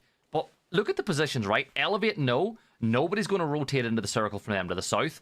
Mercy playing on the mountain that they're playing on, they know nobody's going to push to them from the west, or at least it'll be a very silly decision to do so. And Not a Hobby, they're playing up to the north. They were one of the last teams to rotate in, and they'll know that all this terrain should be relatively quiet. You can see the collapse is coming in as AKA trying to get past what's going to be going on with PCH. And they also, well, Synergy also taking some shots into them. Almost everybody's pretty comfortable in this one. And this kind of leads back into what you were talking about moving into the last game, right? This is where we're going to see the much lower kill count Miramar games potentially, just due to the fact that it's kind of cordoned off. You can't really navigate a lot of the circle. Once you commit into a section, you're pretty much cemented in here until you have to make some type of desperation move. And those desperation moves are going to be coming quicker and quicker as we get deeper and deeper into these last chance qualifiers. Zone shifts towards the center again. Mercy will have to first force their way into the zone now as well. You look at Elevate, they need to make their way in. This is the thing, right? When you get that phase 2 and so many teams have already sent for center, there's not a lot of ground in there for those teams on the outside now to work their way in towards. Yeah, specifically with Chumacera as well, there's a couple of opportunities for teams to try to collapse in. OG is running very wide, separated out, kind of got a 2-1-1 split. I would be serious considering how long they're going to try to hold that down, but for now, it's working out. The collapse is just going to be coming in from more in the north. As you can see, Rats are trying to get closer into Pachow's location, aka also doing some harassment coming at them at the same time, roughly from Synergy. 55 eyeing a similar sight line, but looks like they might be playing just a bit more into the east, as these firefights are more just territory control shots. You're not going for the kills just yet. You're really just trying to make sure that you say, no, I'm here. I don't want you anywhere near here. And that is going to be all OG is going to be trying to fight for, as Elevate are going to be running right up on top of them. Yeah, and Elevate are the type of team that can make aggressive pushes, and it looks like they're going to send it up on top of Chumacera. Kai Shen, though, gets the first knock as Punage will fall. And this is pretty good, but there's Vegas and Balefrost combining to trade that one back. Elevate attempting to confirm these kills out, because every point matters for them as they try to force their way in. And when you look at the rest of Old Guard, they're a little bit too far away to come help their boys out. I mean, Kill Demo has a bit of an angle that he can play, but really it's Sonics doing some harassing shots on the side of, I believe it's going to be Elevate that's slowing them down a bit. And so now Elevate, who came in with some pretty decent gusto, is going to have to just pump the brakes immediately. You can see BDG also taking some throws over at PNG, and not necessarily, they're finding some knocks, but this is a very, I guess, single-minded defense. Well, single-minded defense with a Panzerfaust. That makes it a little bit easier to hold. As now we're going to have to see how BDG opts into this. Do they get the flashes? Do we see the Panzerfaust come out? What's going to happen? Oh, the blue zone will force them into the corner as well, so you should know where the last player is. Sonics in the corner. Not Sonics the team, Sonics the player. Got to make that distinction from time to time. Stun grenade will be tossed, and, well, if anything, the smoke grenade is buying the team time, right? Bondi don't want to push through the smoke. Oh, yeah, there's that Panzer. Yeah. It's ready. Where are you going? He hears it. Oh! Easiest kill ever right there. Now, what are you going to do from the outside? Try to get a couple of shots in. Duo for PNG trying to hold it together. Warlock's going to go down against Sonics, trying to hold the line. Can he do it against two members? Guile trying to make their way in. Gonna spot him, finish it out, and comes at a cost, though. Really clever from Pydeem to pop the gas can as well, because it forced the player into the corner, and it meant that Pydeem knew exactly where to aim as he walked inside. Third-party fights coming through, but you feel like Bondi should be able to get a res off. But Mercy getting close to the Gatos Chicos as they rotate in. You can see that PWD, he's the forward scout. He would have had a look at what's going on here and said to his team, yeah, rotate you in. I'll keep an eye on what's going on with the Gatos Chicos. Zone's getting ready to shift once more. We've had some rough ones. Let's see if we'll see some more. This is really interesting coming out from Meow. Gatos are kind of just watching Mercy move. They're aware of what's happening, but I was going to say, you have to assume that the circle is going to shift away. And we are going to be moving into more of a brickyard territory, which means that most notably, there's going to be that like dip where we see Ace playing from right now. That's going to be kind of a no man's land that nobody wants to go for. Also, very northern area around Monte, not the best. Brickyard itself can support a couple of teams, but I say that with hesitation in my voice. Question is who elects to go there, right? You'd think that maybe Rats might take a really wide rotate to the north. They've got the knowledge that it's completely free. You feel like if Mercy disengage and they move early enough, they could push into that section of the map. Because realistically, not a hobby. They're not moving from where they're playing. Bondi are not going to move from the position they're at. So it is free, it is vacant. But let's look at Old Guard as they turn their attention to future as these teams make their way through the edge of Chumacera. Old Guard turns their attention to what's about to be a bazillion teams. I wouldn't be surprised. Elevate, remember we saw them mixing up a second ago. Probably going to path pretty close. Mercy's also pretty close to this area. So Future playing one side of the road on Chumacera, OG on the other. The BDG, they've got themselves a very strong compound to play, well, let's say hilltop compound to play from, as they're going to be just east of Brickyard proper with a ton of information to work with. Synergy's trying to do a long wrap around the north, which they should be able to spot out, but Rats also kind of counter moved next to that. The north is very, very open in this, so I think the Chumacera line is going to be where we're going to be seeing a lot of teams struggle to get out of. Yeah, and I think that the early movers are the ones that'll make the most out of it. You know, the early bird catches the worm. Elevate have escaped the depths of Chumacera for now as they make their way north. Sonics on the edge of the circle. This is not a worry if you're a Sonics fan. People know they're one of the best edge teams in the world, but here comes a crash as Mercy will send it the Aces crew. Seifu hits the opener. Danimon gets the off angle, will take down Lucid. Seifu goes for the repeat, and Danimon doubles down as he lives up to the Danny Monster billing. But look at PWD. He gets himself a quick double. Sneak confirms it out. And Mercy might just get out of this one quickly if they can deal with Jam. That was a astounding read from the top one. So Sneak Attack's just going to go for the peek around, finish that one out. Ace's crew put up a fight, but man, Mercy still managed to finish it off. Seifu Lucid should be resable. Kind of getting an idea if anybody else is going to be collapsing into this. Doesn't look like it for the direct time. Stop bullying everybody, please, Mercy. This is cruelty. There's the Golden Murado as it rotates past, and Lopez is going to lose his head. Sonics, they're playing the edge of the circle, but we've got AKA in position as well as Lips able to steal the kill. Louis will take down Slabby. And for 55, they had that big game earlier. And you know what? That big game has been kind of what they've been making their name out of today, right? They're on 43 points, and most of them came from one map. It's, can they string something else together to get something, comfort into moving into tomorrow? You can see Sonics are wanting some comfort of their own as they're going to have Future on one side, AKA 55, and the Chow all on the other. Circle just leans straight up into Brickyard. Elevate making that very, I guess, desperate push out of Chumacera. Heavily rewarded. They're going to be the first team to manage to make landfall into Brickyard itself. Even our eyes down on South as Mercy is going to be taking shots into OG as they're making their rotation, probably into Future as well. AKA going to have a task in front of them. They're going to have to walk through 55, potentially into Sonics, Rats, Synergy, and then there's still Galio that's still going to be over there just kind of taking some shots in them as once they finally manage to make a foot inside the safe. But this is to be expected. Phase 1 set the tone for this with the fact that the whole of the west side of the zone was unenterable, so everybody was always going to be pushing from the east to the west in the late game. And this is the problem all these teams have. Future wrap up, but they're going to find themselves head to head with Old Guard, and well, that Murado almost nearly taking Terrazoka down, but Future have got themselves in, and can they find the opening on this fight with OG? Seeing bottom right, Psycho made an aggressive push into AKA's position, doing pretty good with it so far. Future just trying to slow down the pacing a bit, navigate these smokes, try to see if they can find a couple of peaks in between it. OG not too comfortable in position either, as they still do have Galio's going to be taking some shots into him, as well as not a hobby, not having the cleanest sight lines, but kind of spotting out whatever they can see whenever somebody walks through that non-hilled section that's going to be to the left side of your screen. So, really, Psycho doing a good job on still keeping control over this firefight. 55, feeling it and wants more and more today. And Psycho's pushing in, Glock gets the kill, 55 up to 3. And you know what? These games, you lose a couple of players on the rotate, it's how many points you can get as a 2. It's not about fragging out or winning at this point. It's about salvaging as much as you possibly can. And it could be pretty, but it'll work. I'll tell you what is pretty is that spray from Punage.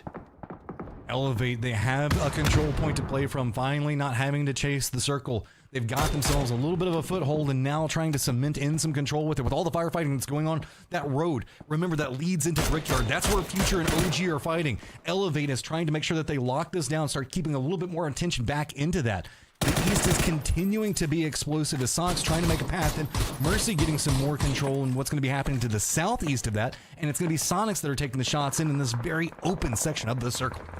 Yeah, PWD gets a knock for Mercy as their reign of terror will continue. The Gatos Chicos focusing their way in, and PWD is the boss that they're trying to deal with. Justice down, Hooligan down, Sneak Attack gets another one. They get an angle on the PWD, but here's Sneak Attack with the big boy gun. There's PWD, peaks, and the Gatos Chicos are eliminated. Mercy, oh my lord, how many more points can they get? Are they going to have a ton day? Well, you can see the Sonics want to try to stop it. They're the ones that are taking the rashing shots in on the eastern side and trying to move into a hold position. We're going to be right next to him. Johnson retaliation is going to be Seifu that gets the knock onto Tig, and now Sonics running right back up behind this Future OG situation. Not a hobby going to be moving in after Mercy. This is potentially a 5-way, potentially 6-way team fight, depending on how the Chow Ops are moving into it. But Sonics are going to be the aggressors, just walking into Future. Not a fear to be seen. this is why they decided to pick up Kickstart. Look, the change, it's been questioned, it's been checked a lot, but when Kickstart is feeling it, he is a menace. 5 kills for Kick. Mercy are down. BL gets the flush on the Tiggleton. Wow, maybe someone of the teams can catch Mercy now. They're not in the lobby anymore. Only 21 more points to go, Sonics. Well on your way. 28 people left. Decent chance. Let's see how much you can string together. Now they've got a not a hobby that's going to be pretty close to them as Rats. They're going to be able to regroup. Elevate's going to be pretty close to them. Everything's going to kind of calm down for a second. But Chow going to be the odd man out, trying to maneuver into this one with 55 up to the north, being a great distraction and allowing, you can see Pachow to move right up next to BDG. Yeah, and BL is going to use the train. This is the player that I highlighted before as being the danger for the side. While they're distracted about the rest of Pichao, BL will move closer and closer as Bondi the guy. It's like that scene at the end of Scarface, the shot with the shotgun getting closer and closer to BDG. But are they aware? Because they're focused on everything else around them. I mean, the focus right now is paying off, but Pachow just creeping in. Pachow's afraid of Sonic's positioning, so they've kind of stopped any aggressive movements into what's going to be going on with Galio as well. So the Sonic's positioning and really Mercy going out has significantly slowed down this firefight, as we do have Rats elevate inside of Brickyard, or an in playing just to the west of it, and now it's just kind of these peppering shots into these guys that are trying to creep in over into the east.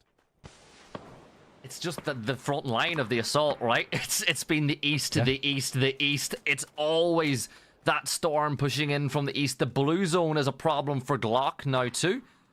45 points, you know, it's not what the cutoff is going to be, but because of how good Mercy and Sonics have been, you can guarantee that cutoff is going to be significantly lower than the group stages. If things go the way they are, it could even be sub 60, Matt. I wouldn't even be mad if we see Sonic's deciding to go right up back behind Pachow. Do you get an easy pick off on this one? I mean, pick up your kills. Nothing's going on over here. Nobody's wanting to be aggressive. That does draw Galio's attention back down to look the hill and go, no, you shouldn't do that. Ace is going to get the knock on to H1, and Sonic's being a bit punished for their aggression, but I like the idea and what they were trying to go for. Why not, though? If they win this fight, they're still in a pretty good spot, but they'll go for the res. Pichao will go and do the exact same onto Nateo. The circle shifts and it's kind. For the first time, it's kind to the teams on the east. Bale gets the knock onto one. Can he pick up some more? This is what Pachow really wants. They want to get some more control over this hillside to get some separation away from Sonics, get some vision, get some comfort to work with, and they just can't quite find it. Bale gets that first knock. Nothing else can be followed up with, because with those shots, Sonics are already looking at the other members of Pachow, and the duo cannot come up to support. Yeah, but BL's just got to stay alive, right? Just keep pressure on Bondi. Once you take a headshot like that, you fall back. But are you going to fall into the line of sight of the Sonics? They are pushing aggressively. Tian from 4Nation gets the knock onto Quick. And you know what? These are big fights. Teams that are in the bottom of the lobby fighting against each other. These kills are almost worth 2 points. Dominoes are falling right now as Rats are also going to be moving into Elevate's position. 4N in. You can see wanting to take this fight with 4N, but can't quite find the opportunity for it. Boonage going to do a great job at holding back Grant Lannis. Headshot's going to connect into it.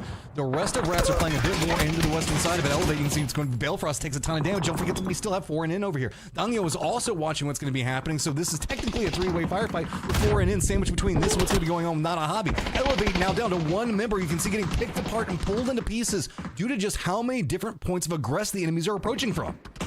Yeah, Rats are pushing. It's a 2 versus 1 here in the battle for Brickyard, but are Elevate going to get the res off? Chun sees the spoon fall at the hands of Kalnix, the player from Synergy, pushed onto this fight as he realized there was the opportunity to get some points on the board. Kickstart gets another knock. He has been farming so far in this lobby. Pydeem focusing down towards Brickyard as well. And 4Nation are scrambling to get away from Sonics now, but that's a good knock that they've managed to find as well. I mean, the line was open for the longest time, but it just Elevate managed to hold back Rats, does manage to finish them off in the end, and 4N thought that they could just run back into this one way faster. As you can see, Daniel is still over here wanting to see if maybe he can get something out for his squad. Sonics also moving a bit more into the west, opens up the Chow to have some movement capabilities into the east, so that's a reprieve for them, but Daniel just can't land the throwable that he so desperately wants to land on top of Elevate, so Good job on Elevate for holding it together. Still, the only contender inside of Brickyard is going to be the remnants of Synergy. Yeah, and Kalnix ain't really the easiest player in the world to deal with either. Kalnix always impressed me anytime I seen him in a lobby, and I think Elevate should know that he's not too far away. Elevate, or 4Nation making the decision to fall back, not getting the pick or the kills that they would have wanted. They'll focus now on playing center, but Sonics, wow. Wow, Sonics just dealt with them so quickly. Pichao are down, and Sonics moved to 8. Almost one of those don't bite the hand that feeds moments. The only reason Pichao could move into that position is because Sonics moved into the west, and the moment that they got a knock, Sonics were like, no. Turn back around, shut it down. Oh, you're going to have to make a move over into the west. Kill Demo is still alive for OG. Remember that firefight from forever ago where he was having to hunker down and everything that was going on with Brickyard and having to hold out? He's still there. Warren in going to get control over the west, and Kalnix for Synergy has been kind of stealthy, creeping in over in the north.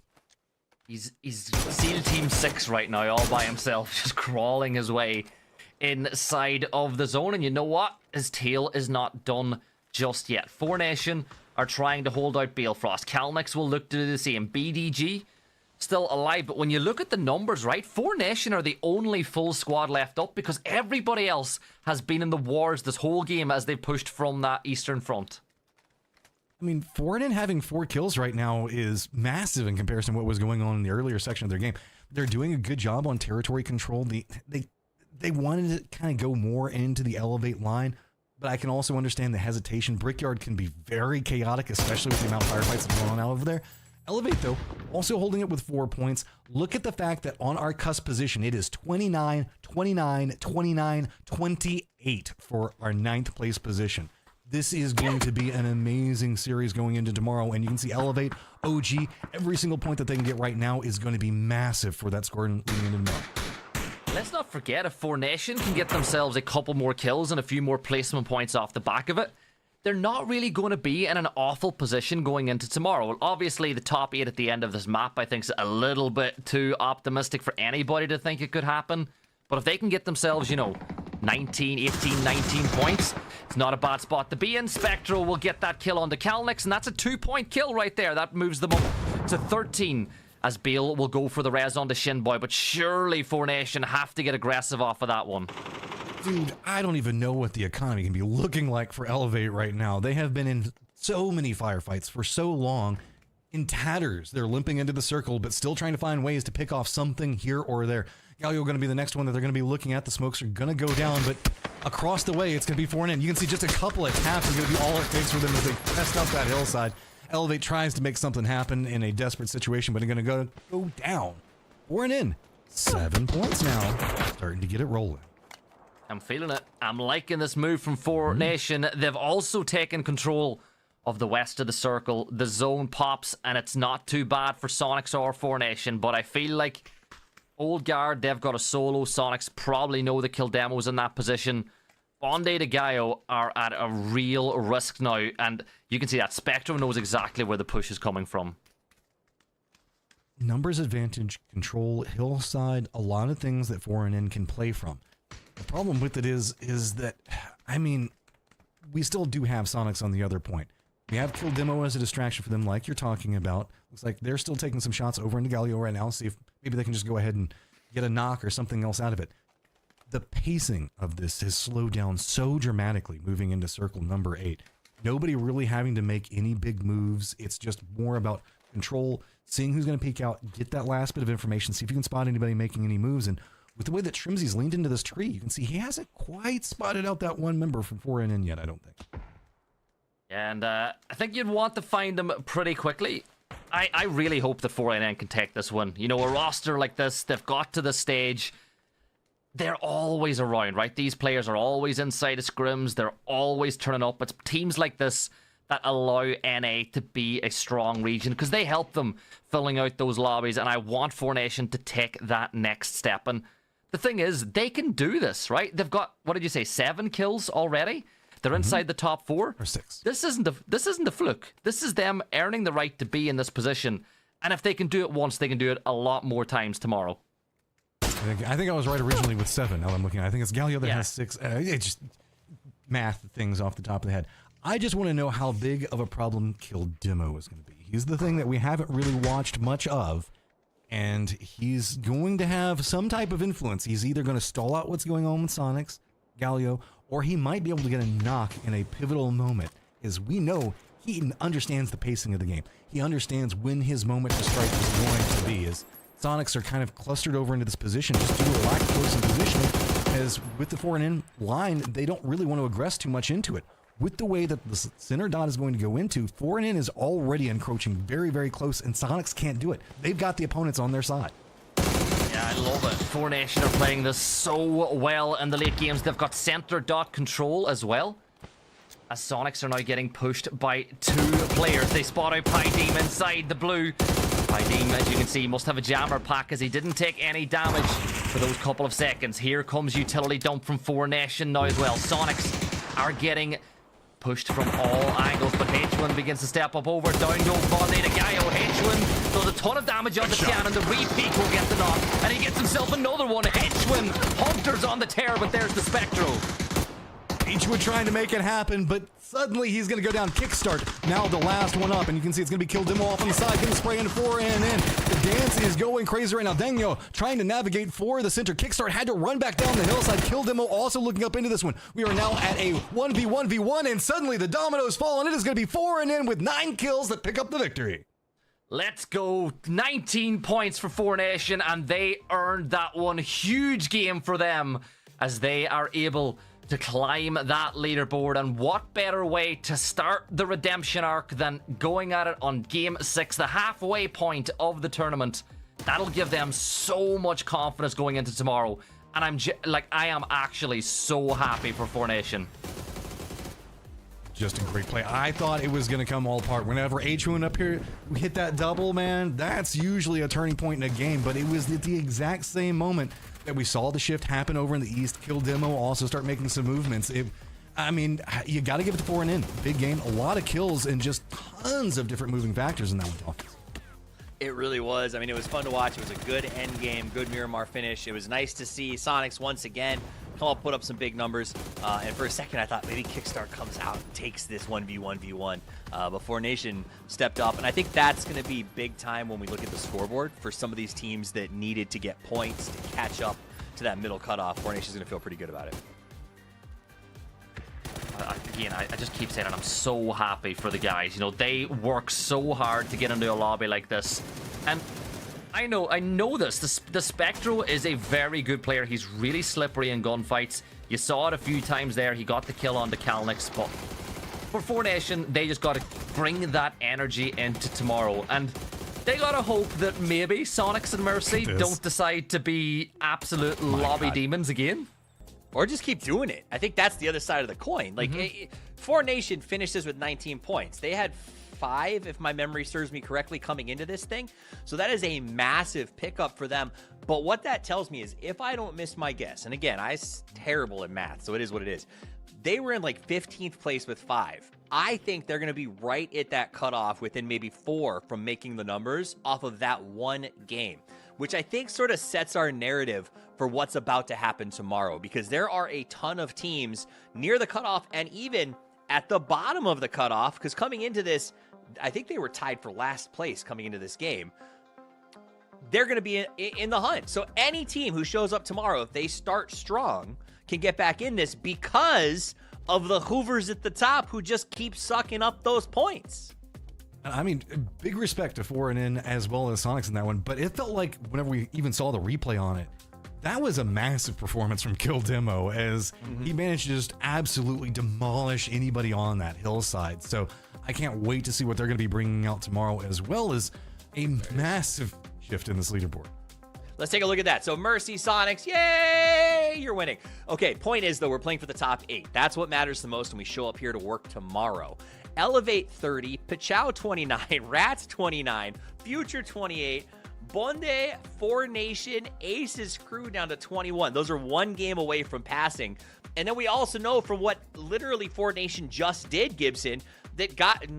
okay. Well, also maybe also known as can get into this one. But anybody technically can do it with one good game to start tomorrow. Like, this is super tight in the race for top 8. It is, but I think after map 1 tomorrow, you'll start ruling teams out, right? If Gyarados Chicos don't have a good map, they're out. If PNG don't have a good map, they're out. It's going to be that rough for a lot of these teams on tomorrow, and it's really important that, you know, the teams that maybe aren't picking up the points that are around that cusp don't get into their own heads either. You gotta remember, don't change your playstyle if you're on the cusp, because if you change it and you're not used to playing that way, it can go way too much the opposite direction.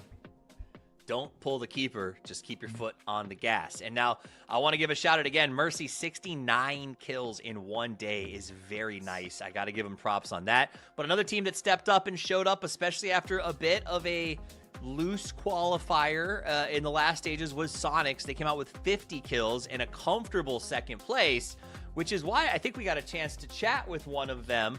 The newest member on the team, Kickstart, is going to be joining us for a quick talk back. So we'll get him in here as soon as he's ready. There he is. Welcome, Kickstart. Glad to have you. Congratulations on a very big day. Let me ask you this, very simple. I have been told that you guys are playing qualifiers differently, that you're playing for internationals, not playing for regional dominance. Is that true? And what does that sort of look like for you guys? Yeah, I mean, we're looting new hot drops and like loot spots like that. So I think we're preparing for internationals like that because we obviously, fortunately enough, were invited to the PGSs. But I think that's kind of why we've been playing bad, is we've been playing the games like it's a PGS game. And I think that's why we played so poorly in the group stages. And I think we just took it back and realized, you know, this isn't an international. Like, these players aren't at every PGS, every PGC, respectfully. But I think that's just why we're playing a little bit different now. And we're playing more edge heavy, I guess. It's like when the nun used to hit my hands with the knuckle, hit my knuckles with the ruler and be like, respectfully, this is helpful. Gentlemen, do you guys have any follow-ups for Kickstart? Yeah, I was kind of... Oh, you go ahead. No, after you. Look, I'm the import. You go first. Okay, so moving from group stages into this, you talked about the fact that, you know, okay, we're not going to play it like an international, we're going to play it more like an Americas. I'm kind of curious about like the different mindsets that you guys have inside of that. That was something that we were kind of talking about inside of the games as well, is that, you know, it's easy to just, if your win condition is kill everybody and you're the best fragger inside of a region, but once you move to that international stage, that's not always going to be the case. So you guys were using technically the group stage as a way to start testing out some more stuff. Are you still leaning into that as we're moving through this stage, or is this more kind of leaning back into the comfort food of what Sonics does? Yeah, I mean, we still have to qualify for PGC, so I would say we're trying to find like the middle. Like, I think we've been playing really well the last few days, and that's pretty much when we like reset and we were like, you know, like, we're one of the best teams in the world. Like, we don't need to have perfect macro. We just like fight at edge, take an edge, we can kill these guys. And I think the perfect world is in between both of those play styles. Like, internationals are very, very like objective and like macro heavy, where if you don't have good macro, you're not going to win the tournament. And I think there's just like a smooth line right in between of both play styles of like edge killing and just like center it up and tutuing everywhere. But I don't know where we're going to go with it after, but right now it's just in between as much as we can. So first off, Kick, you know that I love chatting to you. It's always good to talk to you. I like how your camera box is bigger because there's more talent to contain inside of yours than there is for the rest of us. But I've kind of got a two-leveled question for you, right? So first off, you've moved to Sonics, and every single day is going to be, you know, a learning day. If you're not improving and not trying to be better every single day, can you really call yourself a pro player? So first question is, how difficult has it been to adapt to Sonics? And the second one is, what have you learned about yourself from playing on this team? Like, has it been Gunnar that's helped you out the most? Like, what have you learned on Sonics? I think not only Gunnar, but just everyone on the team. Like, it's just a different play style.